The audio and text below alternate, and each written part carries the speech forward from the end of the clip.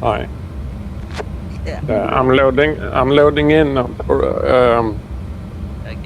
at Chicago as well in the MD-11, and I will show you this. But in I can't. I mean, the export the. Hold on. What is it? Oh, no. Hold on. are we several people? Mhm. Oh, okay. If I enter the flight plan as Do we need to be like 4 people when I'm gonna teach this? it's 4 a.m. now. Because Oh my goodness. yeah, because if I'm gonna do this, it's just gonna get complicated. Yeah. Because I have my way of Uh-huh.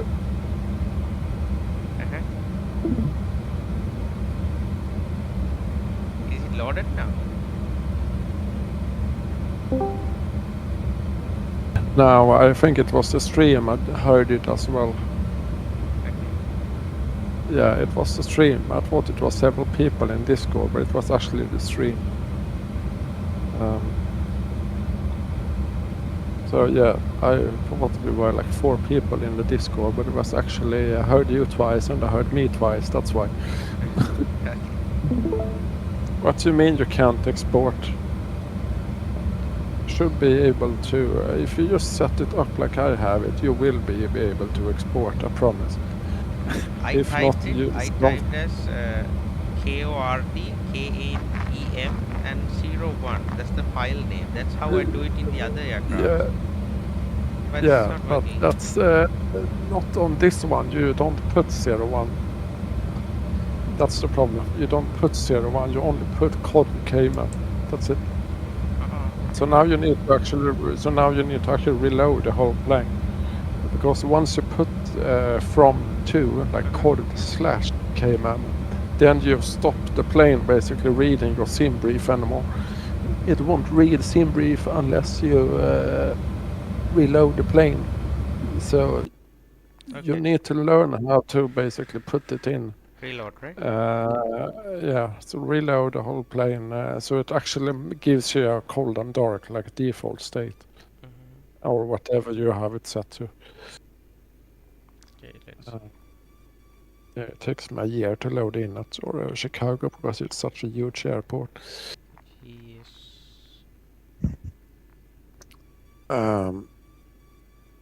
But did you put in the rotate MD-11 file manually, or do you use SimBrief downloader? I downloaded it from the same brief and put it on the Yeah, but where it. do you use the SimBrief? Do you use the SimBrief downloader, the program, or do you download it yourself? I don't understand. What do you mean? I think my explain is crashing. I might need to reload the whole explain. Mm-hmm. There is a special program that I use. Mm-hmm. What is it? I mean, you're talking about the flight plan or? Okay, I reloaded. Oh God, your connection is so bad. Is it? Can you hear me now? Yes, now I can hear you. My Okay. computer was like loading like crazy. Ah, okay. But yeah, now it's. Hold on, let me just.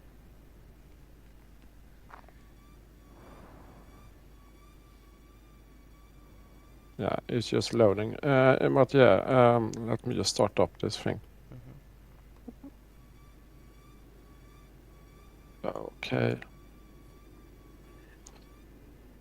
Okay, there we go. There we go.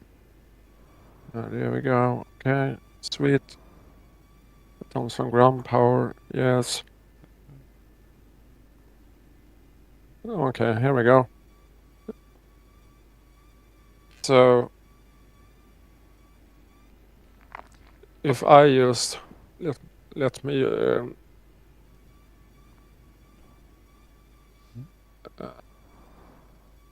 just make a flight from Cod to KMEM quickly on sim briefs.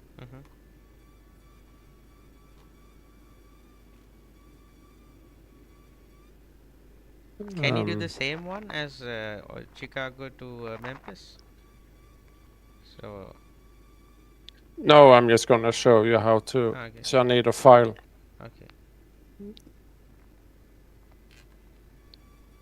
Okay, here we go.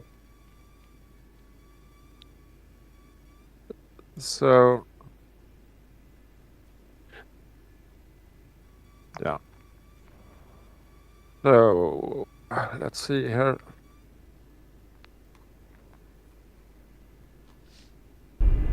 Here we go.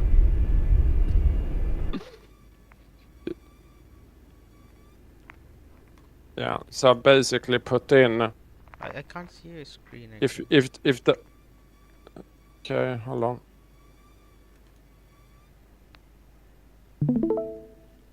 Can you see it now? No. Okay. Why not? Hold on. Hold on. Okay, I'm gonna yeah, reload yeah. export. Okay, no, okay. No, it's working. Do you see it now? Yeah, I can see it.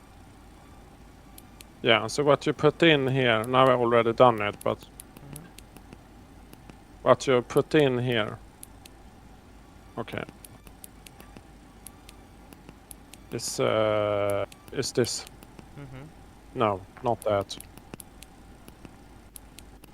This Cord KMEM. No 01 or anything. Just leave that.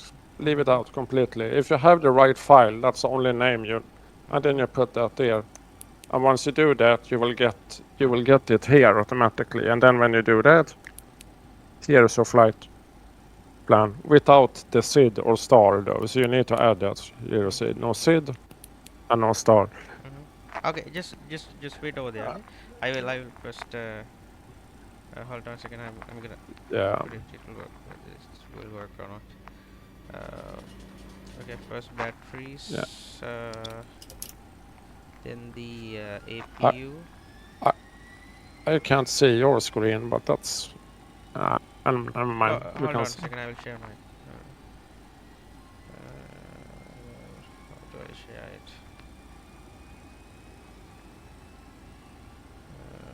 Window. Explain. Share. Look on the pic. Look Can you at see the picture that's sent. Yeah, I can see it. Look at the picture. Yeah, I can see. Look at the picture I sent you in the chat. You see, that's the SimBrief downloader. I really suggest you get that program. And then you use that to, because when you make an SimBrief flight plan, then you just press open this program, and then you press export, and then it exports all the files into every aircraft. And then in the aircraft, you just load in MD-11, you type in code, KMEM, job done. Oh, really? That's how easy it is. If you just set it up that, and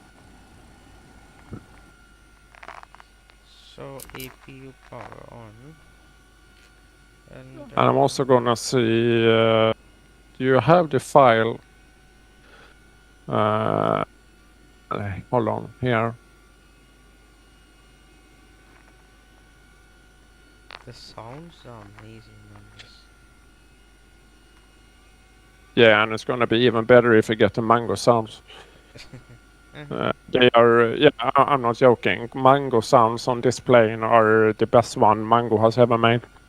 The Mango Studios here.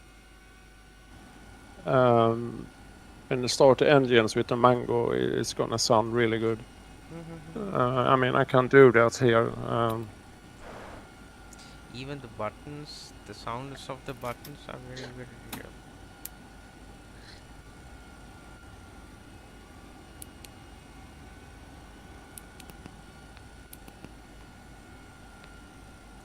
Okay, it says available. I have to press it on or something. No, it's okay. So it takes very long time to start the APU. Yeah, it's a big APU. It's a big plane. Yeah. Everything just So FMC bigger. init. Then I Yeah, actually, before you do anything, go into your X-Plane folder.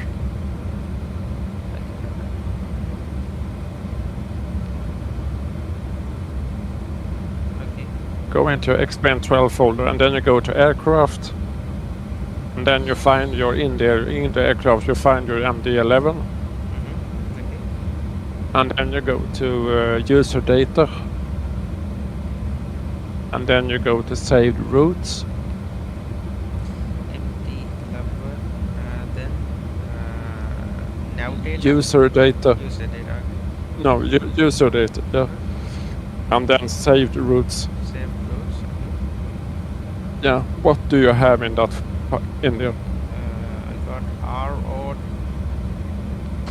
TKELM BKEM. Do you have a file called commandment.txt? No. If not, it's not. No. Okay. Well, that's why it's not working on the FMC. So what you need to do is you need to download the file from SimBrief, and then put in a file with exactly this name. Okay. You mean download the flight plan from the SimBrief, right? Yes, and put it in that directory. Okay. That's what SimBrief downloader does for you automatically. You just need to press one button and it does it for you. But yeah, that's why I recommend you getting that program.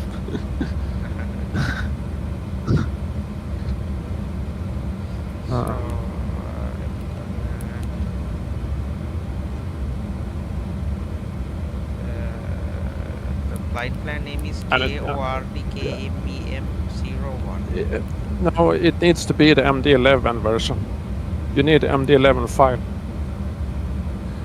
How do I do that? Yeah, you scroll down or use SimBrief downloader. Literally on SimBrief it says SimBrief downloader on flight plan downloads. Yeah. Get that. Yeah, download that. Okay. It's gonna be so much. Yeah, it's gonna be so much easier for you. It's, Can you show it to me? yeah, but then my X-Plane is gonna crash. But hold on.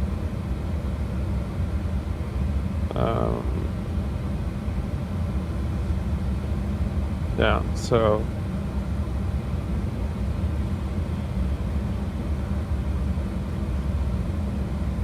here you have the SimBrief downloader, and here you have this file. So you need to. I can't see your. I can only see your sim.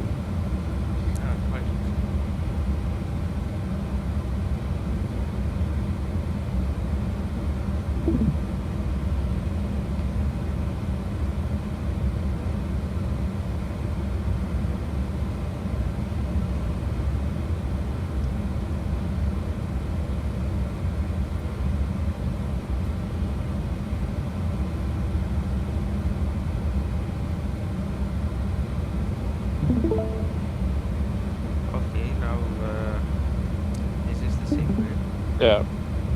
Yeah. So then you go down. This is the flight plan. Okay, I have it. Yeah, here you have flight plan downloads. Just click on this SimBrief downloader. This one, right? Flight plan downloads. Yes. Get that. No. Click on SimBrief download. Scroll up. It's literally here.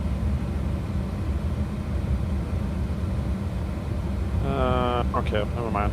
There it is. Click on that. This and is download this. rotate MD-11, right? No. Scroll up. Literally do what I'm showing you. It's not complicated. Here. Wait. Yeah. Okay, you did.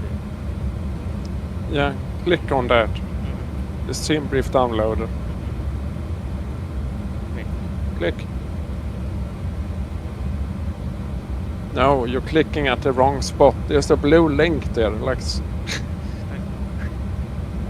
Yeah, sorry. Here's a blue link. Click on the blue link.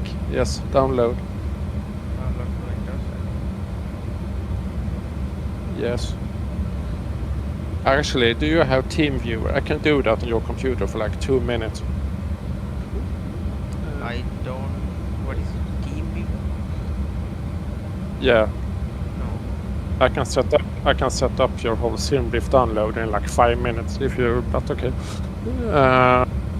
Never mind. Yeah. So then you run the file. I don't know. I already have it, but it's probably gonna be. Yeah. Run the file you downloaded when it's ready. Okay, it's ready. Yeah. And now I already have the file, so I can't run it. So I need to just look on your screen now.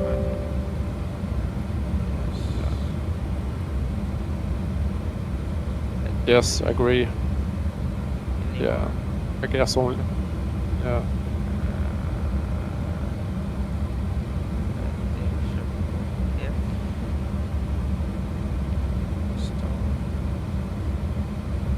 Yeah.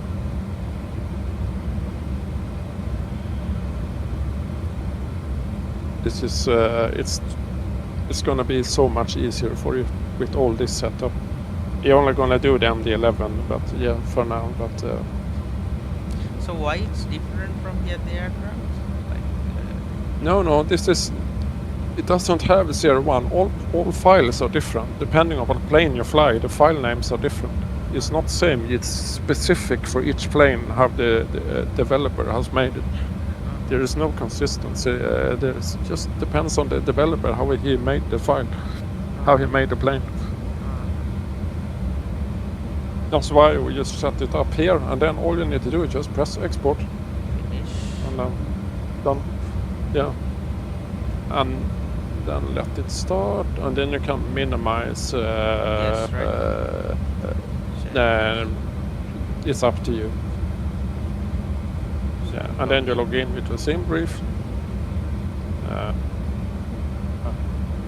Yeah, and then you just let's see now what it's doing.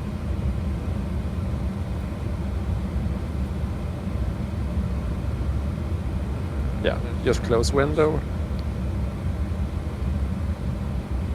Continue. Next. Yeah, it's gonna give you a tour. Just close it. You got me instead. Yeah, next. Yeah. Done. Okay. Now find MD-11 somewhere in there. It should be quite a bit along. Rotate MD. Should be, yeah. Click to and now go follow that line to the right. Click to activate this format. Yeah, and now you need to click on this little where is mine here? Now you need to click on this little blue button to the right, and now you need to open you go to that user folder in directory of XPen 11. So go to your XPen 12. Yeah, you have XPen 12. Oh, you have Steam. Okay, yeah, it doesn't matter. Aircraft. Oh, you have all of them in Laminar Research. That should not be there, but anyway. Rotate MD-11. Yeah, Laminar Research is only Laminar Research planes. Yeah. Yeah, user data, bottom folder. Save routes. Select folder. Yes. And now click export. Top, This one. blue button. Yes. Yeah, one file been saved. Close. That will come up every time. Yeah, and now you don't need to care about SimBrief anymore. Just go back to your plane. To explain.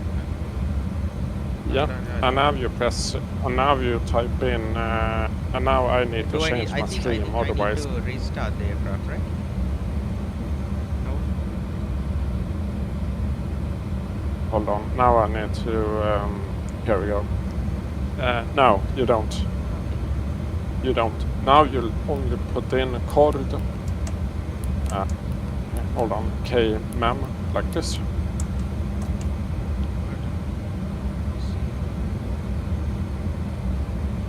No, your corridor KMEM. Literally what you did before, what I have here. Okay.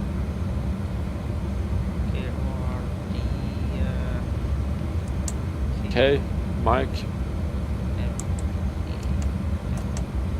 Yeah, and then you put it in company room.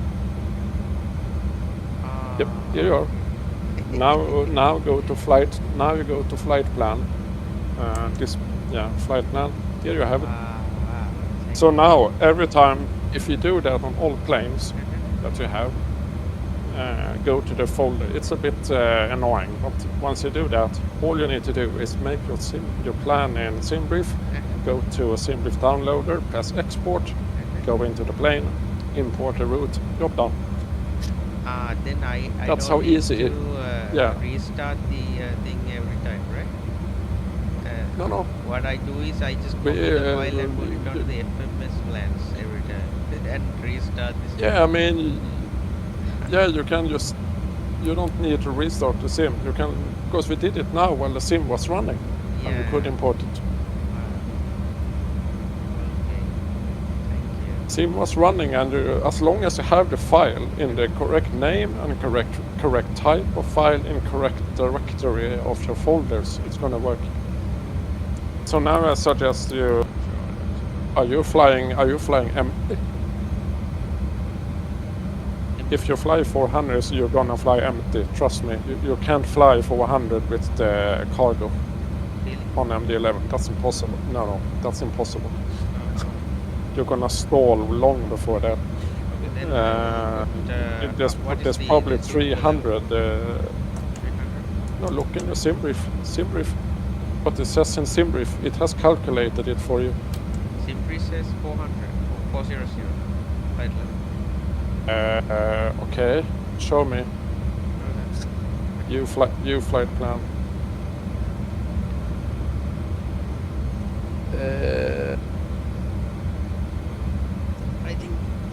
40,000.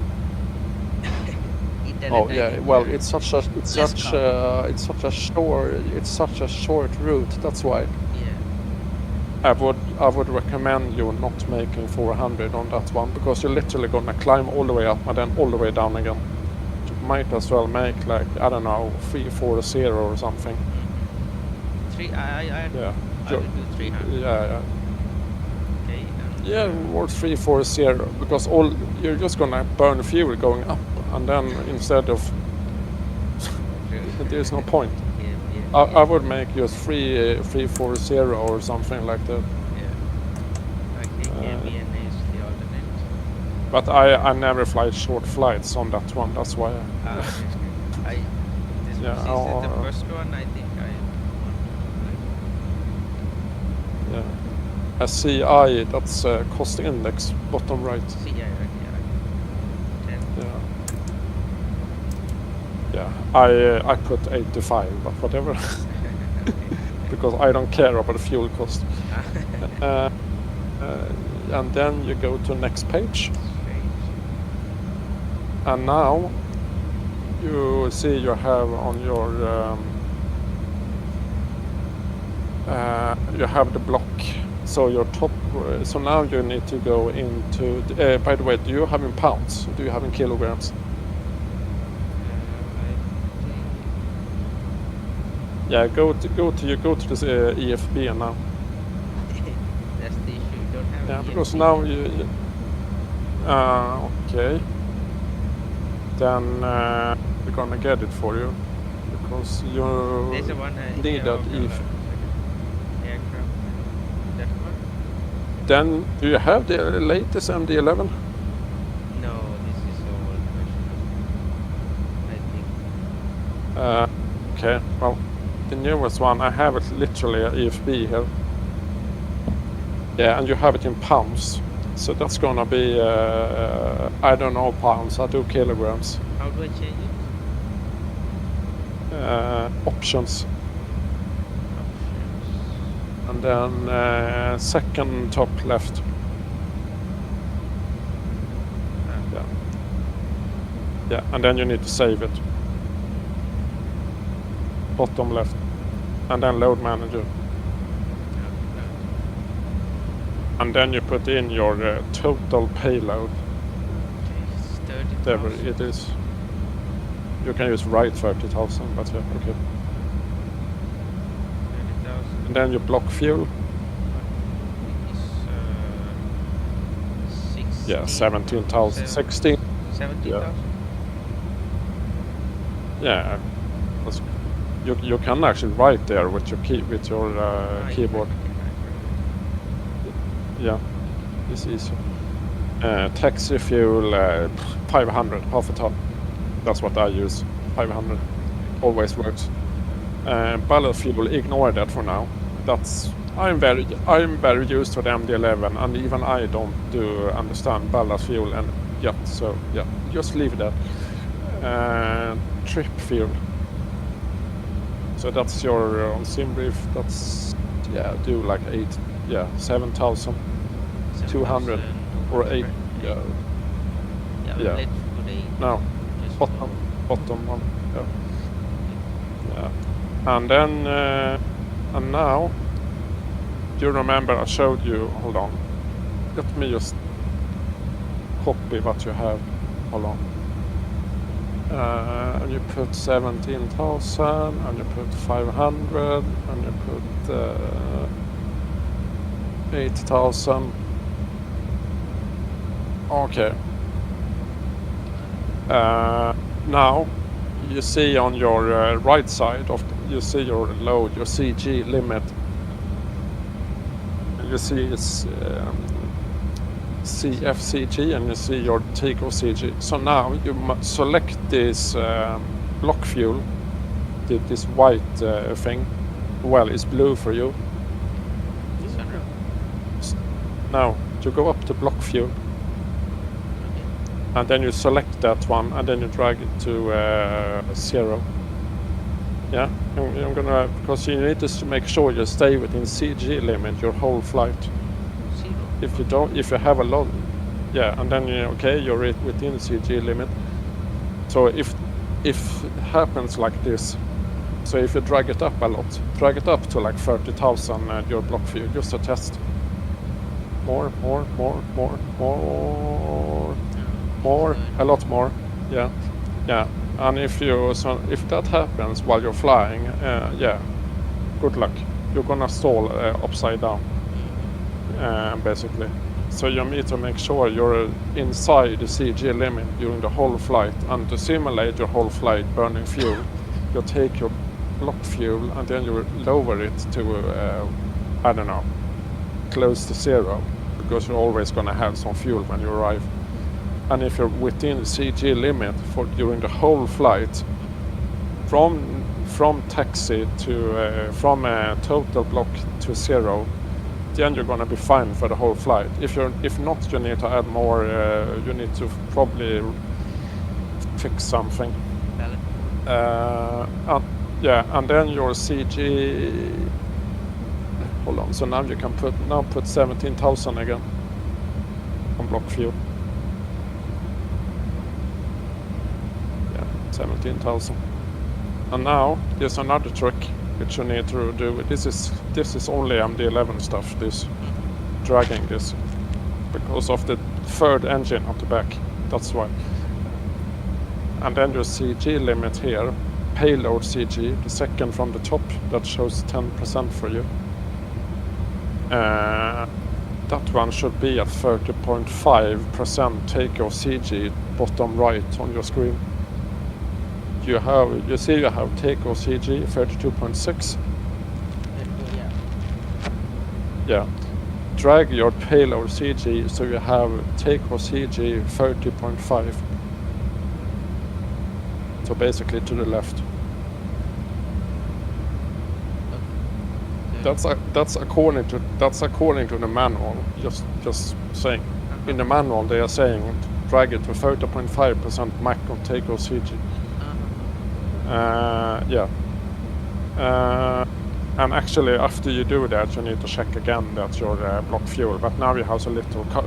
Now you're flying so short, so it won't matter. But if you're doing a 6-hour flight, you need to actually set your takeoff CG to 30.5 and then put in your block fuel and then drag it down to 0 to make sure you're staying within the limit. So I have to make if sure not, that you're gonna when I have to put, drag this down to the 0 and check whether the takeoff CG is going out before I do the flight, right? Yes, because if you do a lot of long flight, like I do, 6 hours, and you go outside the limit, then you're gonna stall. The plane is just gonna like it won't, even if you manage to fly it, the systems are like gonna crash on it. So I really recommend checking that on every flight. Okay, so now you're fine, and then apply load configuration to aircraft on FMS. And then you go down to your FMC again. And there it is. Job done. So basically you imported everything from the EFB into your FMC, but you can of course type it in manually if you want, but yeah, it's much easier to do it from the EFB. And then yeah, actually go next page. I'm not sure what's on next one. No, that's a ballast fuel. Just leave that. That's if you're gonna fly empty cargo plane, you need ballast fuel, or the plane is gonna tail strike while it's sitting at the gate. There was an early bug on this plane that when you were parked and you had no cargo, the nose was pointing up into the sky because the plane was so like heavy. Yeah, but then they fixed that. But in real life, that will actually happen. The plane will actually stand up when parked. It happened to us. Yeah. And then let's see here. Yeah. Go into flight plan. And now you see you don't have your SID and you don't have your stars, and that's next to fix. I don't know what SID or star you're using, but you need to click on coded, basically. Yeah, coded, K-ord. No, top left. Here. Yeah, and then you press on SID. And then you choose the runway. Runway is 22 left. Yeah. Next page. Yeah, it's next page. Now it's page down, like arrows, up or down. Yeah, you need to try a bit what's next. 22 left. And then there is no there is no SID here. Now Core doesn't have SIDs. Yeah. So just so just press in insert. Bottom left. Yeah, and now you see from 2 to left you're gonna go directly to CM Sky. And now it's up to you if you wanna delete that, discontinue it, or keep it.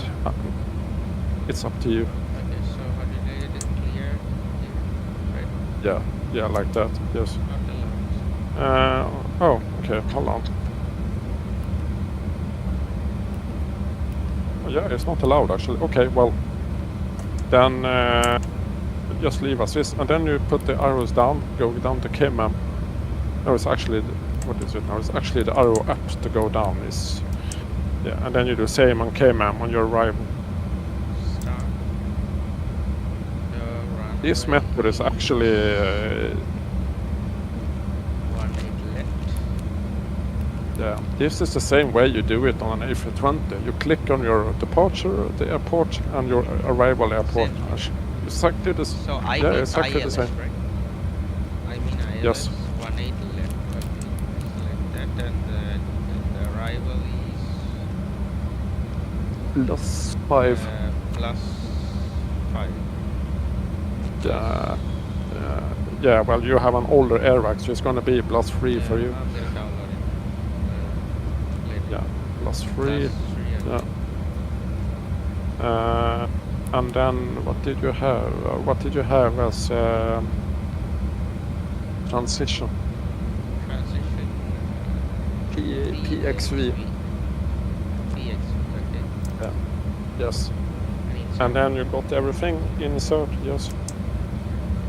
And now your flight plan, you can check why the arrows go down and up. You check you have now, like from top to bottom.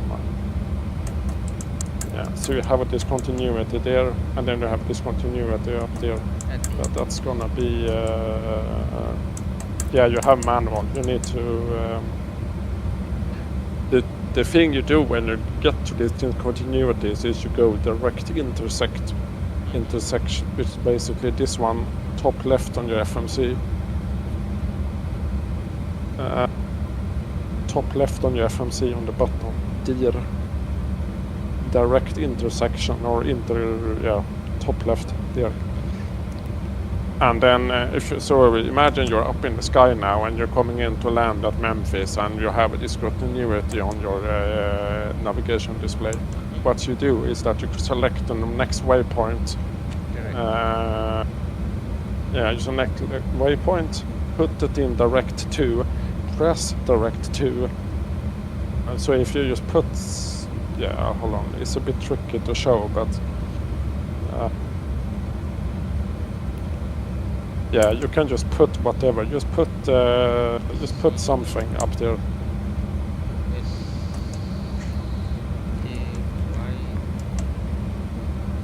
You don't need to write. You can just click it up.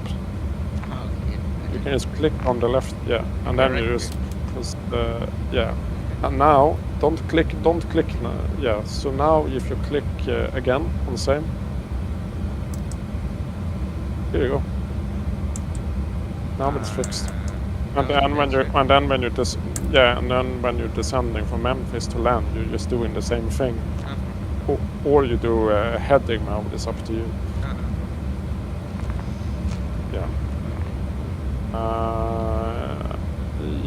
That's, and then the last page is takeoff approach, which is basically your takeoff and approach performance. Do you have any flex? You have a short flight, so I recommend you flex a ton. Or you're gonna go like a rocket. Unless you wanna go like a rocket, but for a new flight I don't recommend it. Because you're gonna need to pitch up at a lot. This is a rocket to March, this plane. So let's put the top right thrust limits. Yeah, and then I'm gonna recommend you to put takeoff 1, second top left. Yeah, and then put in something like, I don't know, 40. Actually, no, you can't actually. Hold on, let me try. Oh yeah, never mind. Put takeoff top left again. I show you wrong. Put takeoff, and then in flex top right, you write 40. This will give you a little bit more time to do things. Because otherwise you're gonna go to the moon and back. I mean, you can easily climb with this plane like 5,000 feet a minute, easily. And then you really need to know what you're doing because the plane is so powerful. These engines. Yeah, and then you go to bottom right, return to takeoff again. And then you put in your flap, which for default is going to be 10. Default is 10, right? Yeah, default is like 10. I put 15 sometimes, but that's when I'm really heavy. And then your outside temperature, which is... Outside temperature is, I'm using Real I can check. Yeah, it's 11 degrees, plus 11. So then you put 11 D. best You need to temperature. see 11 a C. So Charlie, you need to put the C at the end. It's Celsius. You need to tell the plane you're doing Celsius, otherwise it's gonna be it might do Fahrenheit. What outside air temperature? And now comes a tricky bit, but it's not so tricky. How long? Now you put up, so uniform Peppa 0.0 / headwind. Hold on. I'm gonna check it for you. KMEM. No, hold on. You're going from Corden to KMEM. And what runway did you pick now again? Was it 2 to left? 2 to left. Hold on. Yeah. 190, 11, 1012. Yeah, you're gonna start with a crosswind. So now, if you look on my stream,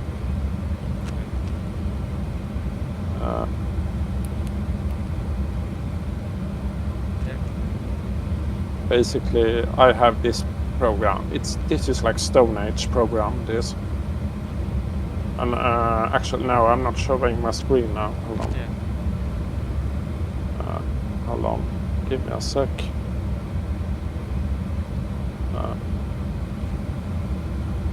Yeah, here. This program is called TopCat, Takeoff Performance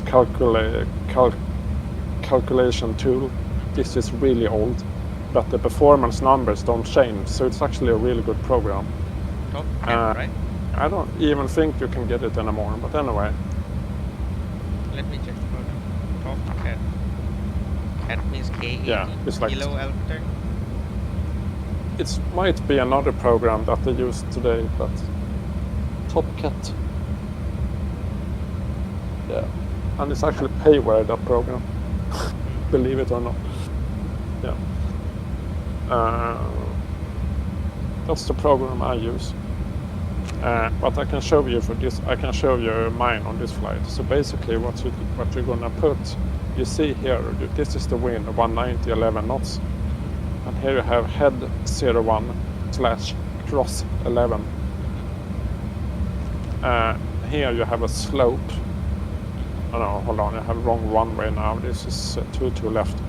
Actually, let's try this again. 2 to left. With this wind, you have head 09, crosswind 06, slope plus 0.1%. This you need to put into the plane. Otherwise, you're not going to get any takeoff performance, any takeoff speeds, basically. So back in my plane again. You're going to put up because the slope is up. You can put it on 0.0 also. It's up to you. I put up 0.1 and then you put what's it now? Head HD 09, like that, and then you put that there. And watch what happens here now. Actually, hold on. If I put my flaps first, it's gonna be better. 0.1 / you can also, if you have tailwind, you can also do this. But the headwind is of course more convenient. Yeah, and now I didn't put my what the heck was the air temperature? Yeah, there. So basically, what happens if you do it like this, just to show you? Now you have no speeds here. You have everything else filled in. Temperature, you have the flap, you have the flex, which is basically flex is basically save your engines and not be a rocket. And now what happens when I put in this? What happens on a VR, V1, VR, V2? And here you are. Now you put in that. Now you get your speed because now the plane calculates in like 1 millisecond what speeds it's gonna need to get this thing off the ground, basically. Can you show me And that now when you software again? get these, and now you get the speeds here, then you just click them like that, and then when you have done that, it's the job done. So I can do it like I can do it like this. I'll send it a picture like that. But there might be another program that you can use nowadays. But I use this program because it just works. Any takeoff calculator will work, right? Yeah, as long as you get this information. I mean, you can of course put up 0.0. You don't need the slope unless you are at a really sloped airport. Then you actually need to calculate it. Headwind, you can probably get that from I don't know, some other app. But I like to do it I mean, this method works, so why not?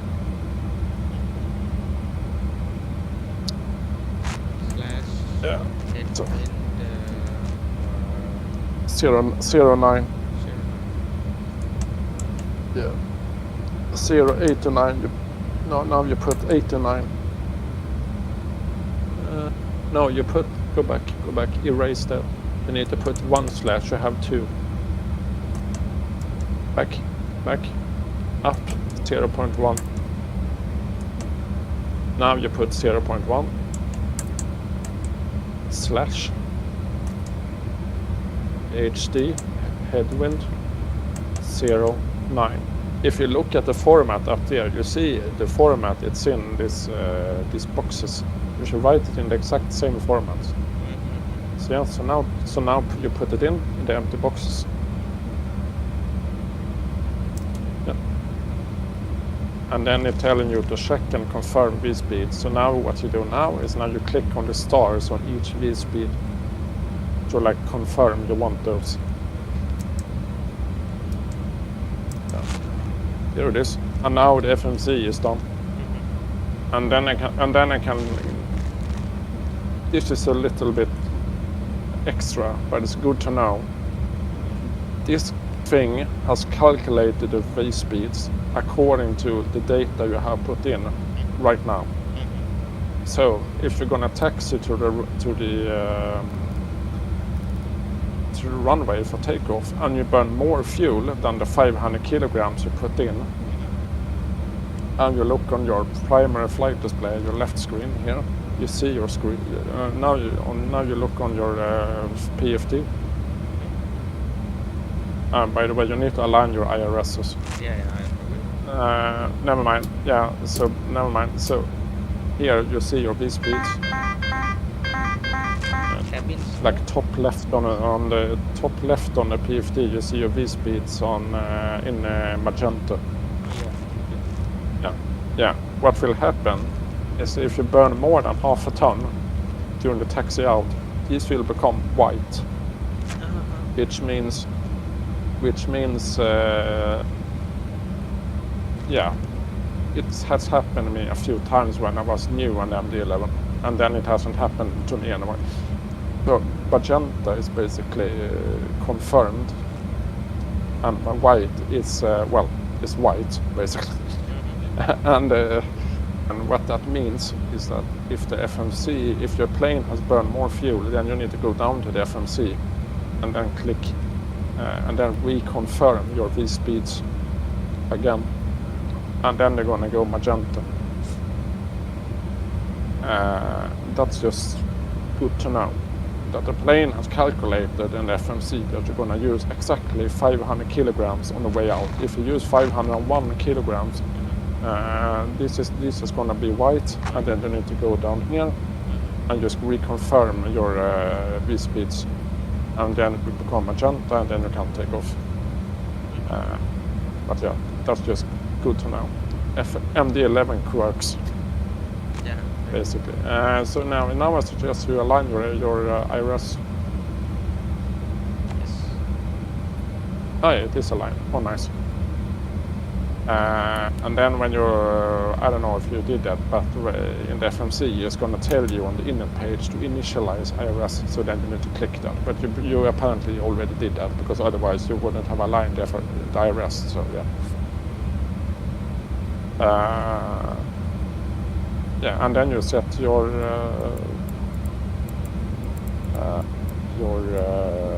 this is called MCP, it's called, to the altitude, which was 30,000 for you.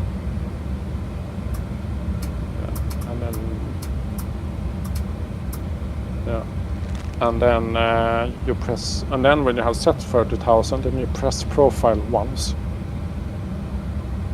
Because you want to confirm, you want to use profile mode with the altitude set 30,000.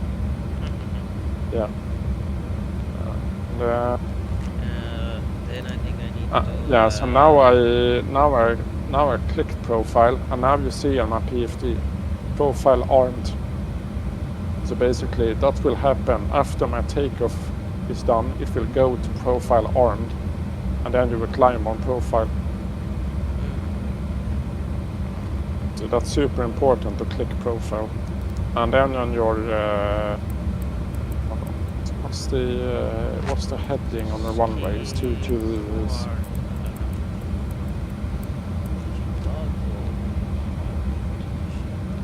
Yeah, it's let's say 220. It's probably gonna be 220 or something. I need to check my departure runway here. Was it 22 left you picked? Yeah, 22 left. 22 left is heading is 225. Yeah, 225. Yeah, and then you put 225, and then also if you zoom in a lot, like zoom in to the lowest. Right. 149. Speed you don't need to care about. You just press FMS speed. Because you want the speed managed by the FMS flight management system, basically your FMC. If you press the FMS speed and you get these dashes, then the speed comes from the FMC or the FMS. Basically, two names for the same thing. Yeah. And then your heading. If you know you're going to depart on a heading, then you keep heading. Then you put your heading, and then you put the down arrow. So the whole thing comes up like this. Okay. Down. Yeah, on the thing. So then but if you're, so now you know you're gonna depart on heading, because if you're not gonna depart on heading mode, you just put it in nav. And nav is basically the same as LN on a 737. This is basically the same. They might as well add an L here in the front. It's exactly the same thing. Yeah, So and never touch these. Never touch the white buttons here. Yeah, don't care about those. Never ever care about those. Because this is not the autopilot disconnect. This is like all systems disconnect. Yeah, so don't confuse. Your autopilot disconnect is on your yoke, the yellow button. Yeah.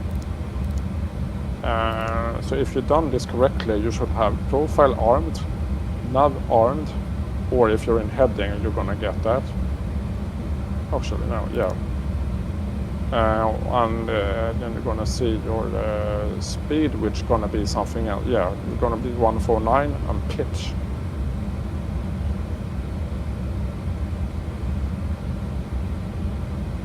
On your PFD, and you don't have that. I see that. Yeah, you need to press FMS speed. Press FMS speed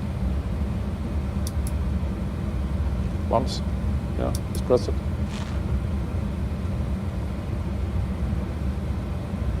Did you press it? Yeah.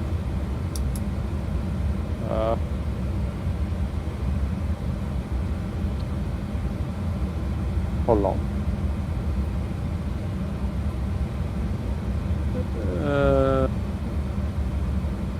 Okay, press profile first. The right button. Yeah. Why are you not in... I think it might be... Yeah, you're not in... Huh? It might be because you're in an older version of the plane that it's not gonna work. You need to update it or buy it or whatever. Yeah, because I press profile, nav, FMS speed, and now I have profile arm, nav armed, and pitch, and 149. You should get exactly the same.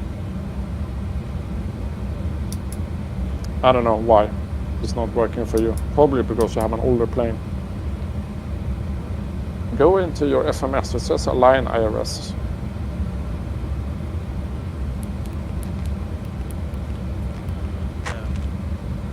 Init page. Yeah, initialize IRS. That's why. The plane has no clue where you are yet. That's why. And now go back. Yeah, and yeah, but it's not aligned yet. Actually, well, yeah, maybe it might be. And now try profile.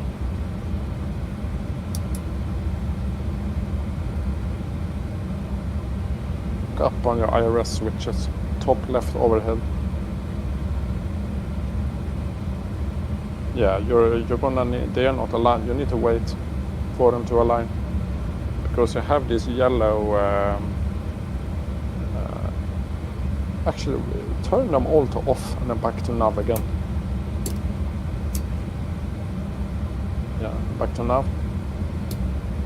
All free. Go down to your FMS again. FMC, initialize IRS. Yeah, and now just wait for it to align.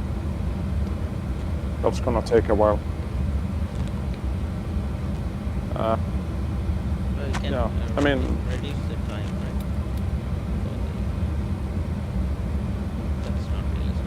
Yeah, it's gonna be like, yeah, I mean, in real world it takes like half an hour. So you can go into, yeah, it's probably gonna align quite soon. Because you've been sitting here for quite a while already. While you do that, you might as well set the rest up. So the part with your spoiler armed, you pull it up. Pull up the spoiler. You should get like a hand. Yeah. Here. And then you set this knob just in front of it to take off. Forward right. You have this gray knob. Just put that to take off. That's basically your auto brake. That's rejected takeoff auto brake. And then you can actually turn off. I see you have the auxiliary hydraulic fuel pump one. Turn that off. You see just next to your gauge there is a blue button that says on. I don't know why you have that on. Just click it off. Okay. And then on your throttle quadrant to the right, you have this dial a flap thing. Turn that black wheel so the arrow is at 10. You need to drag it down basically, yeah. So the arrow is at 10. Because otherwise, when you set your flaps, if this is not set to 10, it's going to go to 15 or whatever. So you need to set your flap the one you want, and then it's going to set it at like 10-ish. Yeah. This flap system is different. Yes. This is MD-11 flap system. Only MD-11 has this. So how it works? Up means stable? Yeah, basically when you set your flaps now, it's gonna go to first slats. 0 is slats, that means slats down, but 0 flap. And then when you go from there, you're gonna go to whatever you have set. You're gonna go to 10, and then next after 10, you're gonna get to 28. If you look on the flap gauge there, you see you have 0, and then it's gonna jump down. Actually, if you put up flaps now, two notches. Yeah, one more. Yeah, and now you go down to the dialer flap, and you will see your flap handle move. Yeah, you see it moves. So you set it to 10, and then it moves to 10. If you set it to 15, it's going to go to 15. Basically, you set it to 10, and then it's going to go to 10 when you extend the flaps. And if you have it to 10, you just need to set it to 10. I don't know why they have it at 15. It's really wrong. Yeah, so you just need to set it to 10, and then when you extend your flaps, you're going to get 10. MD-11s, MD-80s, MD-82, 81, 83, all planes. McDonnell have that. That just, if you fly a McDonnell Douglas, you're going to have to do that. Basically.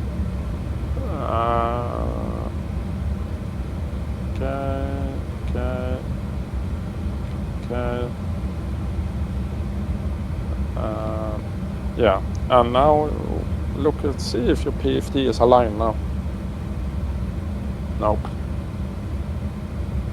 Well, if this doesn't work, you won't get anywhere.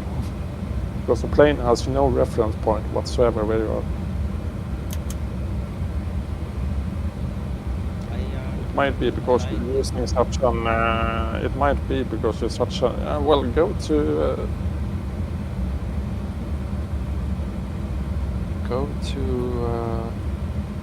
Where is it now? Yeah, go to your. Yeah, go to your options, and then press align now. Left. There. Reduce align now. That's it. Oh, okay. Now it says switch. Yeah. Yes, good. And now you go back to your MCP again, and then you press profile now and FMS speed. Yeah. Why your speed is not working, I have no clue.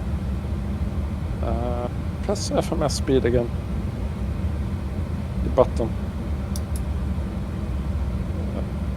Okay. I don't know why. So how it works? Pressing. How it shows? It should show 149 pitch.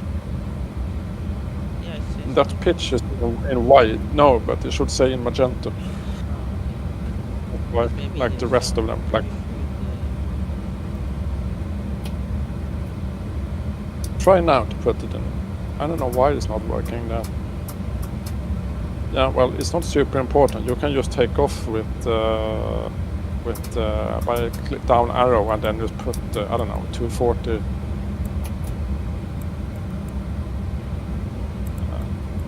can just put it in 240 and then you press down arrow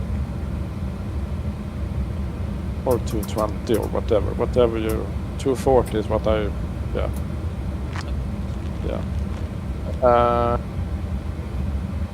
Align your standby horizon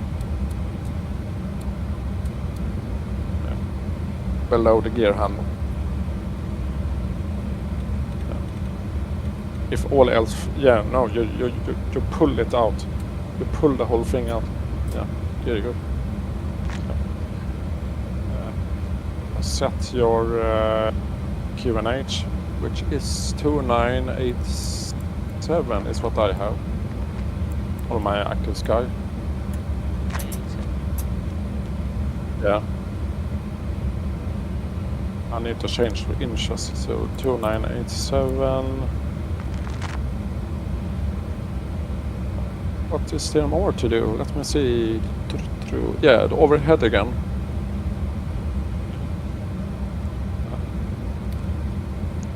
Do you have the APU running? Yeah, you do. That's probably not so good because you're burning fuel while you're doing this, but anyway. So let me get my overhead panel. So basically you see the three white notches in the middle of the panel. Down a bit. Down. Here. See this switch here. Yeah, you need to put that on, or otherwise you won't get the engines running. And your Yeah. Right, right, right. No, now you went up, down, left, interior. And then you're gonna put this one here, your standby emergency power to arm. To arm, yeah. Let me see if there is anything else to do. Yeah, there is one more thing to do. Bottom right on the overhead, you see it says defog off. Right. Yeah. Where? Right. Just continue right. Further right. Yeah, here you have it. Defog. That should be on. And if you're flying in winter conditions, kind of the climate we have now, or worse, you're gonna need to use this thing here. But defog should always be on. Yes.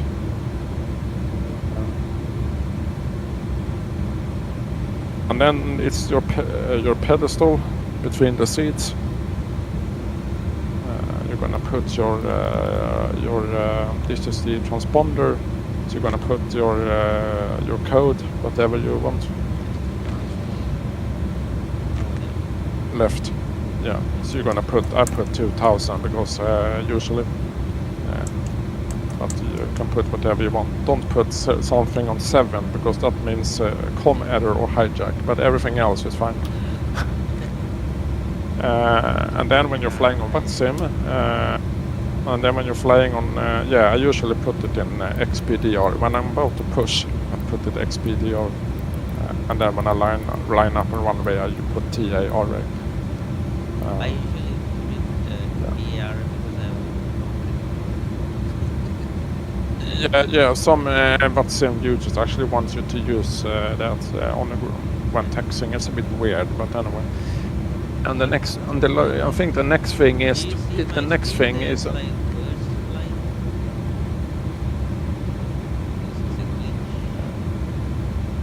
what?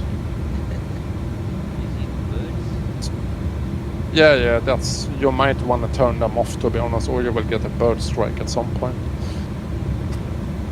Anyway, okay. yeah, it's in,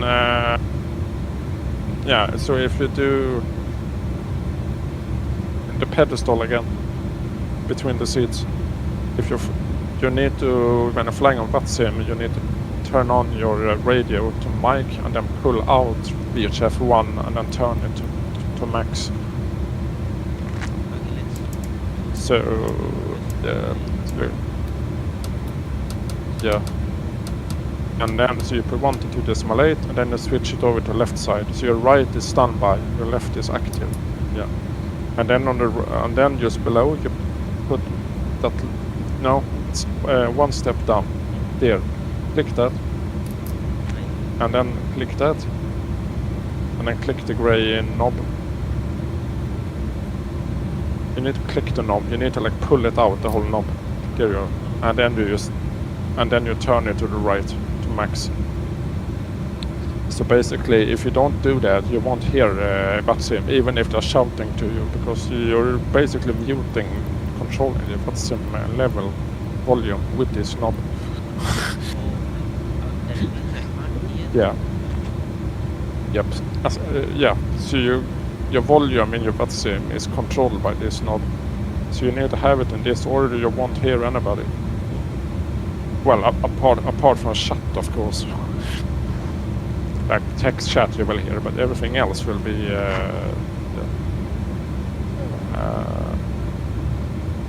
yeah, I think that's it, except your FMS speed is completely broken, but otherwise than that, yeah, I think it's yeah, so let's see here. Yeah, and then your top your overhead again. Can you explain this? Yeah, you got one on the left side as well. Yeah. They work exactly the same, and that's for your side, and the other is for the co-pilot side. So where do you want? Yeah, there's actually one more. There's actually one more step. Yeah, there's one more step. You see traffic TRFC. You need to press that. Look on your MD now when you press it. Yeah, now you got TCAS enabled. And you need to do that on both sides. Well, I do on both sides at least. If you don't do that, you won't see TCAS on the MD.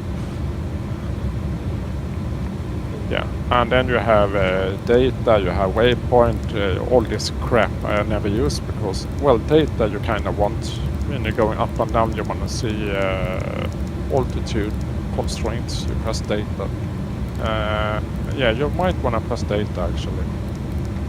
Let's do that. Let's press data. Yeah, I recommend that when you're new to press data. Otherwise, you need to read on the FMC. If you press data, you get it on your navigation display. Yeah, and that's basically, that's the same as constraints on if you 20. They just call it data here. It's the same thing. So yeah, so if you have a constraint, I don't know, 240 knots at 5,000, you will see that now on here on your navigation display. Otherwise, you need to go to your flight plan page and then read it on the FMC. And then you're literally flying blind because you're looking down into the cockpit. So that's why it's a handy thing that. Let me see. Then the last thing I think is overhead and is to put your ignition on. So here you can do ignition A or ignition B. I do A because, or you can do both. Yeah, I use A because it always works. If you want to do B on return flight, that's up to you. I'll leave that to you how you want to do it. I do A all the time because why complicate things when it works, basically. And then depending on the cargo you have, you might want to switch this cargo temp to high, or otherwise things are going to freeze in the back.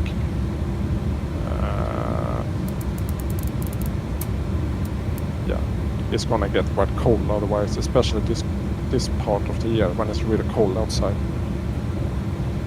Yeah. Let's see now.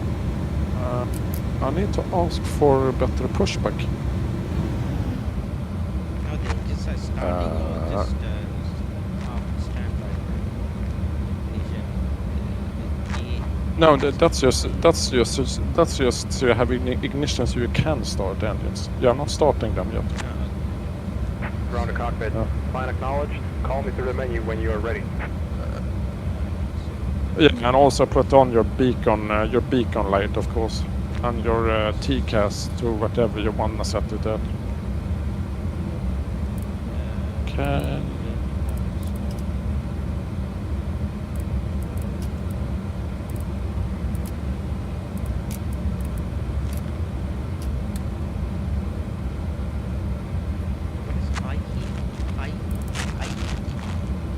High, that's your strobes. High intensity, that's your strobes. Yeah, no idea why they call it high intensity. Again, it's on MD-11. Just get used to it. Yeah, well, yeah. High intensity. It took me, but if you press it, you will use strobes go up basically. Yeah, you're flying daytime, I do nighttime because, yeah, anyway. This is very early in the morning start.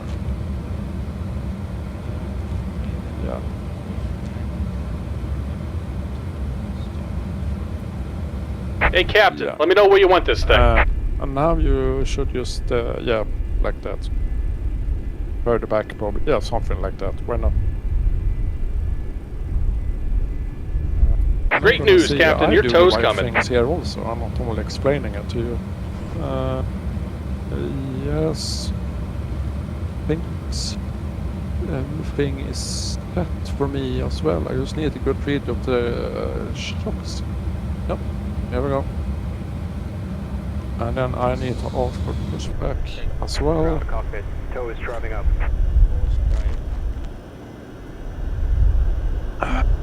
I don't know if it will do whole flight with you, but at least get you going. Yeah,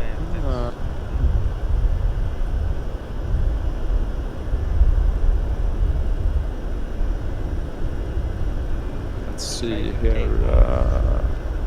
the middle part is probably okay. Then the landing is Yeah, the landing is. You're quite All light, right, so looks you like don't the need doors to and pull hatches so are much. closed and we're ready If to you have connect. 90 tons on board, then it's a different story. But you don't have so much cargo, so yeah. On landing, I recommend flaps 35 for you. You only all use. doors and hatches Yeah. are closed. Ready to connect.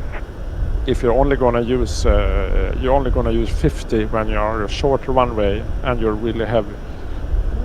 50 is literally a wall down.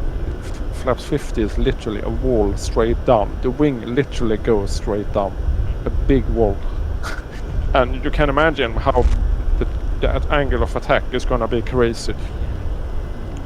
The nose is gonna be above the tip of the.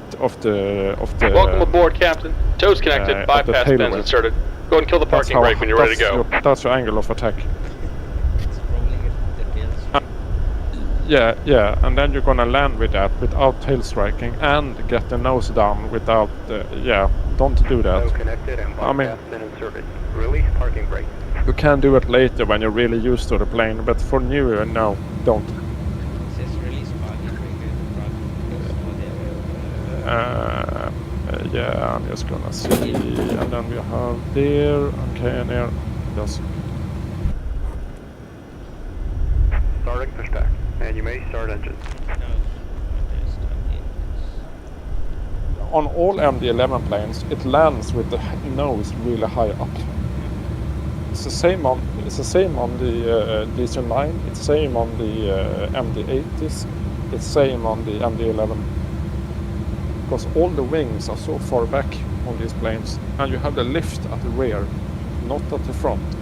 It just means all the weight is back there. Anyway, now you're gonna start your engine while you're pushing back. So now you go to your throttle. It might be ground operations. The shocks. Yeah, this is shocks. That's why.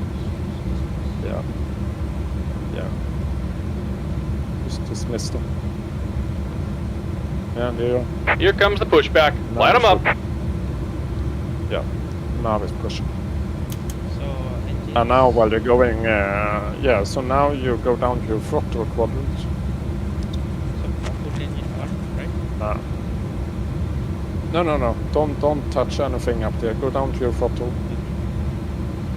And here you have 1, 2, 3 red buttons. What you do is you put, you go down a bit the camera a bit, yeah, and then you put up arrow on number 3.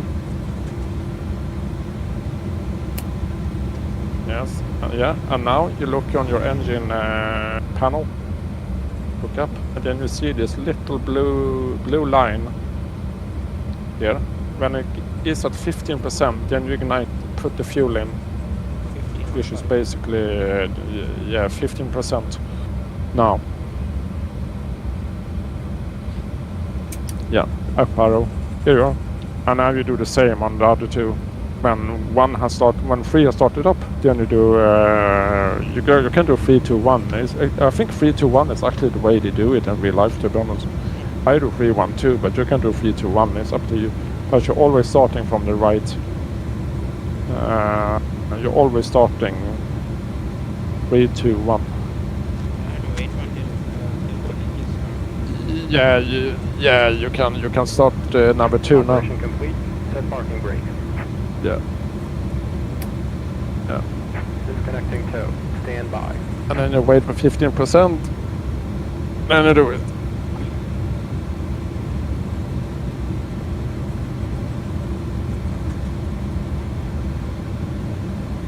What you can do is click on the panel, and then you will see it when you're looking down. You can literally click on the window, and actually no, I don't think you can, because you have an earlier version, but on the latest version you can actually pop out the screens like a 2D screen. No, any screen. You can like click on it. Well, I can at least. I don't know if you can. Yeah. On the later, Just about on done the here. Go ahead and latest, on set the your latest parking version, brake. you can click on the screen, and then you will see the 2D pop up. Disconnected. Bypass bin has been removed. Hand signal on the right. We'll see you next time and have a safe flight. Yeah. Yeah. Now you do number 1, and I don't know why your your emergency lights are disarmed. Also. But anyway, let's fix that engines first. Yeah. Yeah, your emergency lights. That's that's the bottom, all the way forward on your overhead. Yeah, emergency light, left. No, down. Now you went up, down. Now you went up. That's further back, forward. Not here. The other side. No, it's on the overhead, but really far down. Like all the way forward on your overhead, you have emergency light. Now you're all the way back. Other way.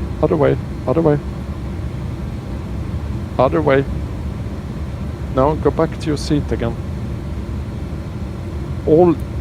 It's like now you're all the way back. It's all the way front. Here. This is the front. That's the back. The back is where your tail fin is. The front is where your nose is. Yeah.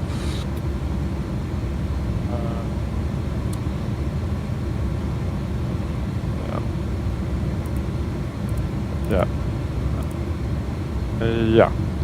And now, if you got 3 engines running, you can turn off your APU bleed and your APU.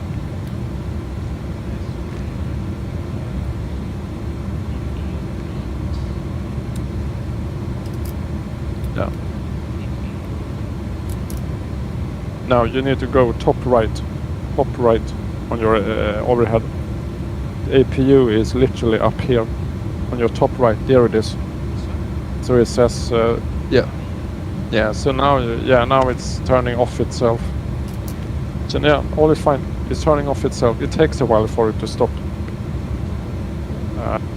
Yeah, I think at least. How long?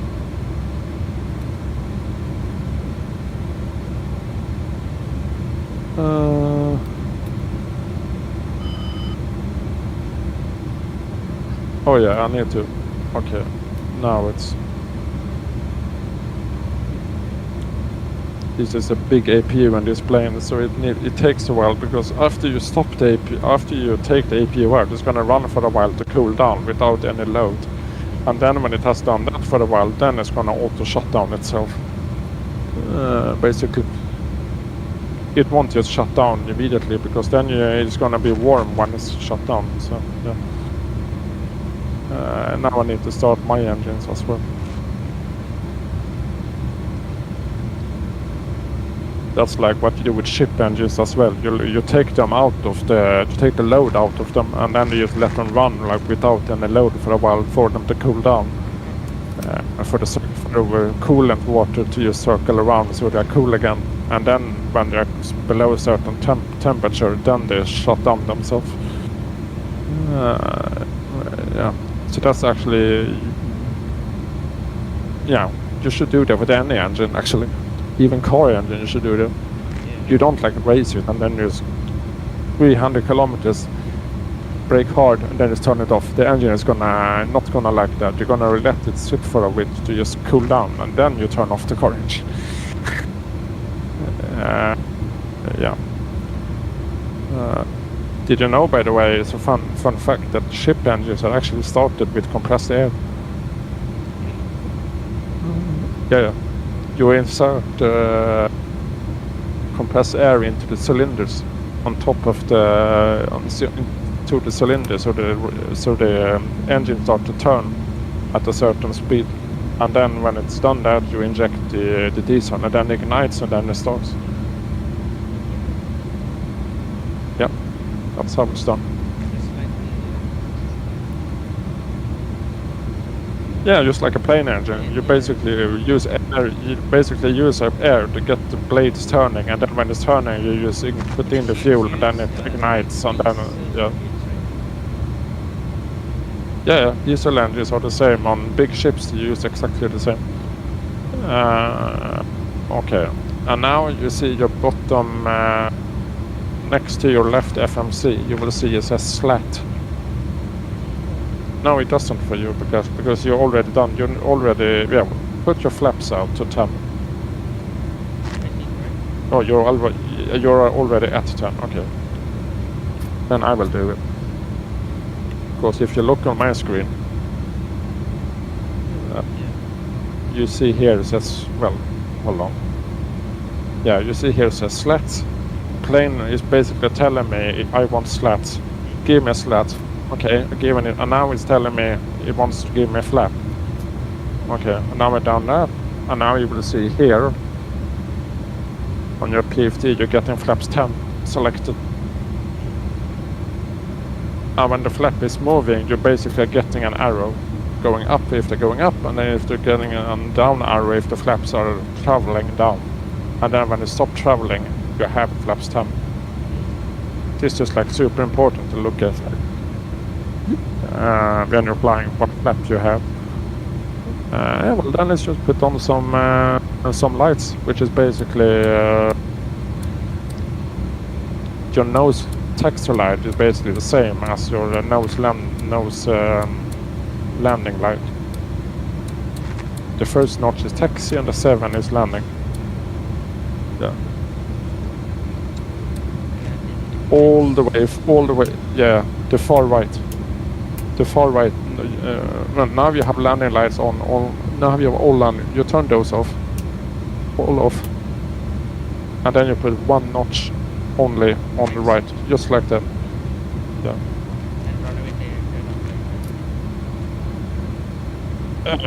Yeah, I use it because I have night. You're taxiing day, so you probably don't need it.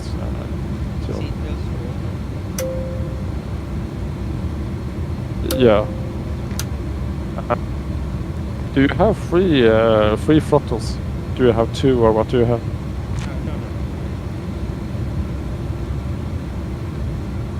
Yeah, but can you control all 3? Yes.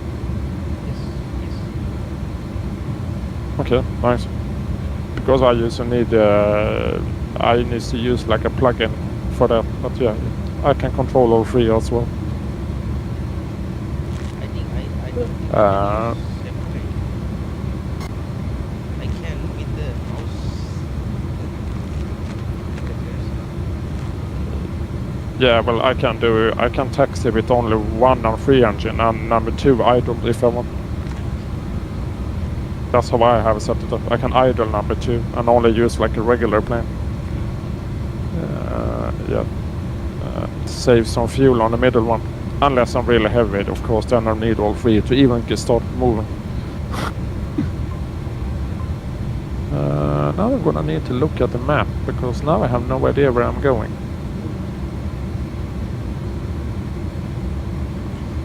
I need to. Yeah, I'm gonna do that. I just need my shot.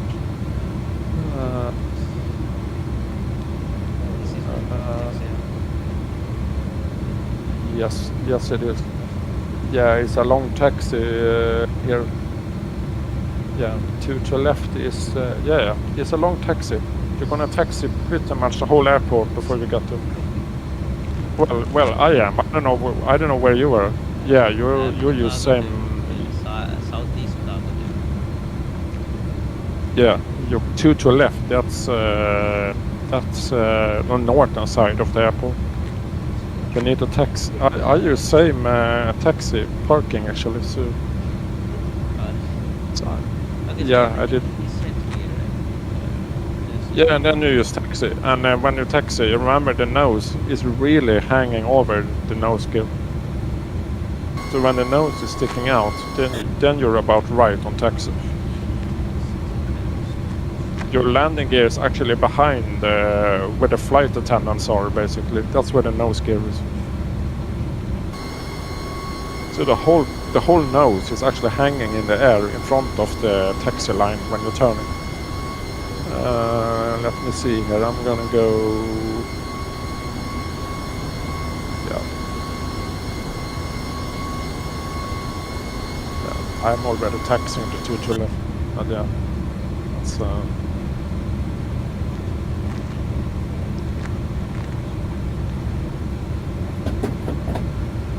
And we're disconnecting the tow. Give me just a moment. There's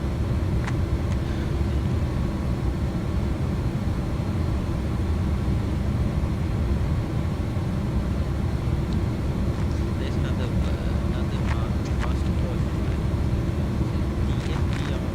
No, and that's because you have the parking brake set. When you release the parking brake, that's gonna go off. It means something with parking brake. If you wanna look it up, it's parking brake. I suggest you just find your way to Papa and then go all the way east to Echo Echo and then go and then use that one all the way up to 2 to left. If you look on the chart.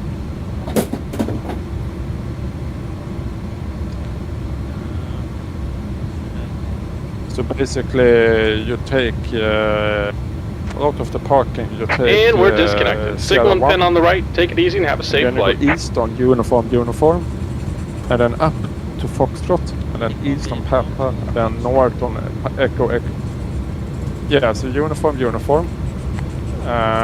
East on uniform, and then you turn left up on Foxtrot, cross the runway, whatever it is, cross the runway, and then you take right on Papa, and then you take that one all the way to Echo Echo, turn left, and then go all the way up. Yeah, Bravo. Change. No, and then you go all the way up to 2 to left. So Echo Echo, just continue the line all the way up to Bravo. Then you're gonna get the 2 to left.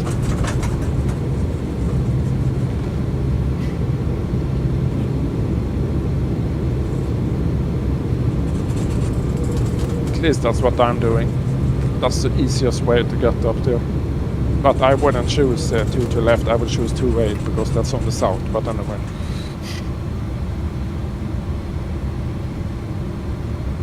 Yeah.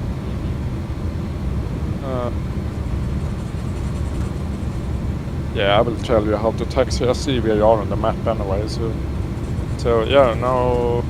Yeah, okay, yeah. Just turn left there. You can go forward, but yeah, okay, turn left. Taxiing here at like 28 knots speed. That's like normal. I taxi around 30 knots with this thing. That's no problem. But yeah, especially at this big airport, so you want to get somewhere. Yeah.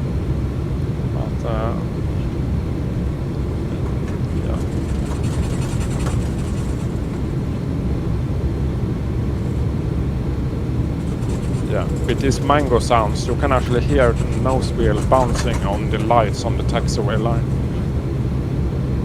Yeah, that's how good it is. You can hear the nose wheel bouncing on the lights on the yellow line. So you are using And the No, there's a sun pack for this plane that's called by Mango Studios, and that's really good. I have the best sound pack he has made is for this plane, and you can actually hear the nose wheel bouncing on the wheel on the lights on the yeah. That's how good it is.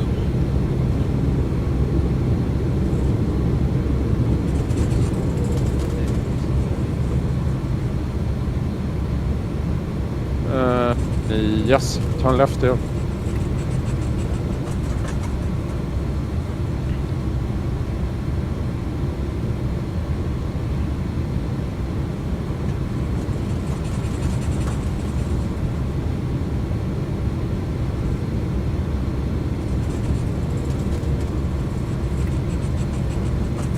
Hold on.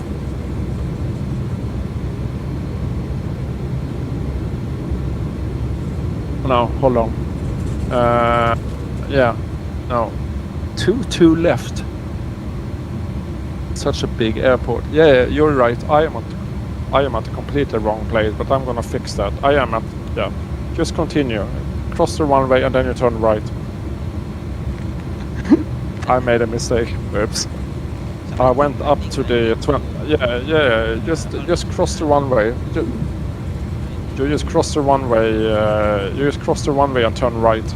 Then you're gonna be at the correct place. I taxied to 27s. That's the wrong runway. Whoops.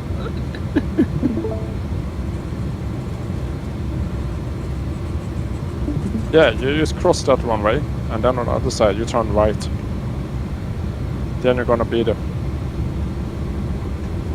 I made a big mistake. It's because I'm explaining to you. That's why I'm not concentrating on what I'm doing. That's why. I would never do this if I was taxiing alone. I need to do several things at once. That's why. And yeah, I got a taxi over a bridge here. That's good. Get some sizing here.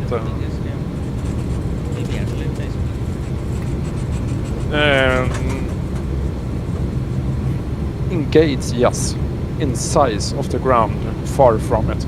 If you want size on the ground, it's either Chicago or Dallas-Fort Worth. Dallas-Fort Worth is even worse. Yeah. So now you turn right there, and then you see that runway on your chart, the very far right. You see it to left. It's marked in a little bit weird way, but yeah, I taxied to 27s on the north of the terminals.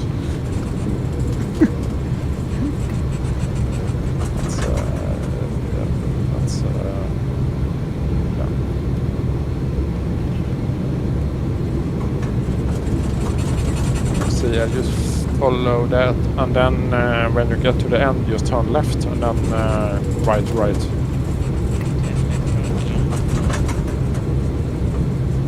Yeah, and then just follow that ramp to the right, basically. Yeah. And then you're gonna get there.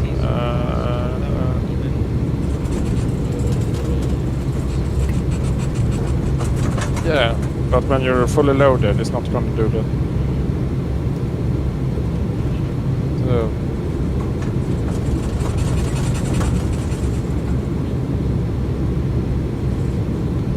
I so love this plane. I just wish they added two functions.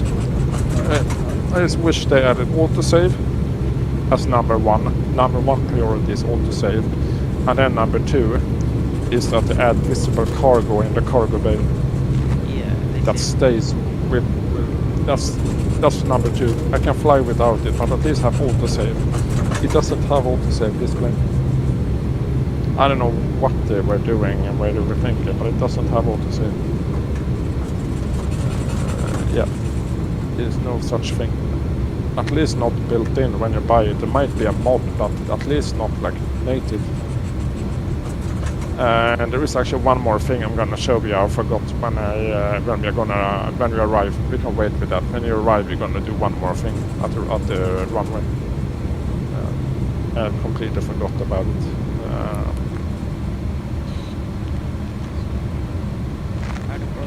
No. Yeah, just cross that, and then when you're on the other side of the runway, just keep right basically when you're on the other side, and then you're gonna be on to left. It's such a big airport, and I'm also explaining, and then I just.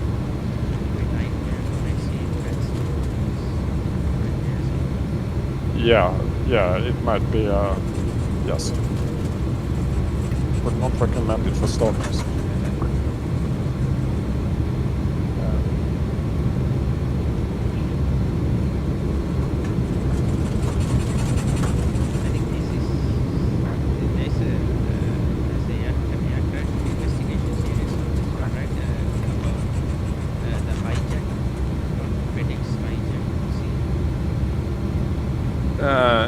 Yeah, do you mean the one where there was a like company pilot flying with? Yes, engineer, flight engineer. I think that I know which one you mean. It's crazy, that one. The one pilot is flying, and then the other two pilots and the engineers fighting, and Yeah. He just I think that I think that was a DC-10, but it's basically the same plane. Yeah. I think that was a DC-10 actually. Yeah. Okay. Let's see. Yeah, I'm just gonna do one more thing where I forgot. But I saw it when I was taxiing.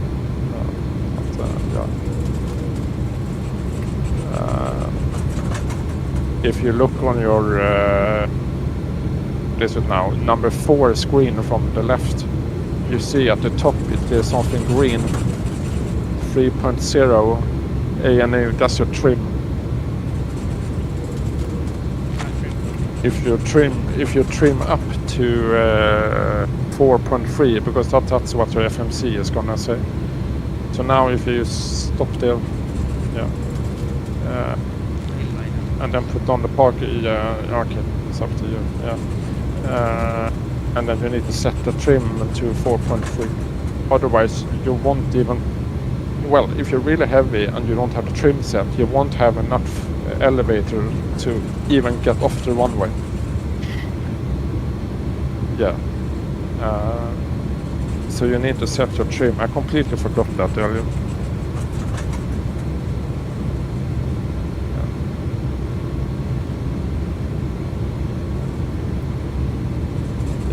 Yeah. Your line is basically where your yoke is. That's where your middle line is. So now you're basically gonna look at that gauge, 3.0, and then you're gonna trim up to whatever the FMC is. Look at the FMC on takeoff page, which is takeoff approach page, top right button, and then you see it's next to flap. It says stab 4.3. Left side, left. And then you look up on the screen, and then you keep trimming up now to 4.3. Yeah, don't you have a trim button? You can't fly this without trimming.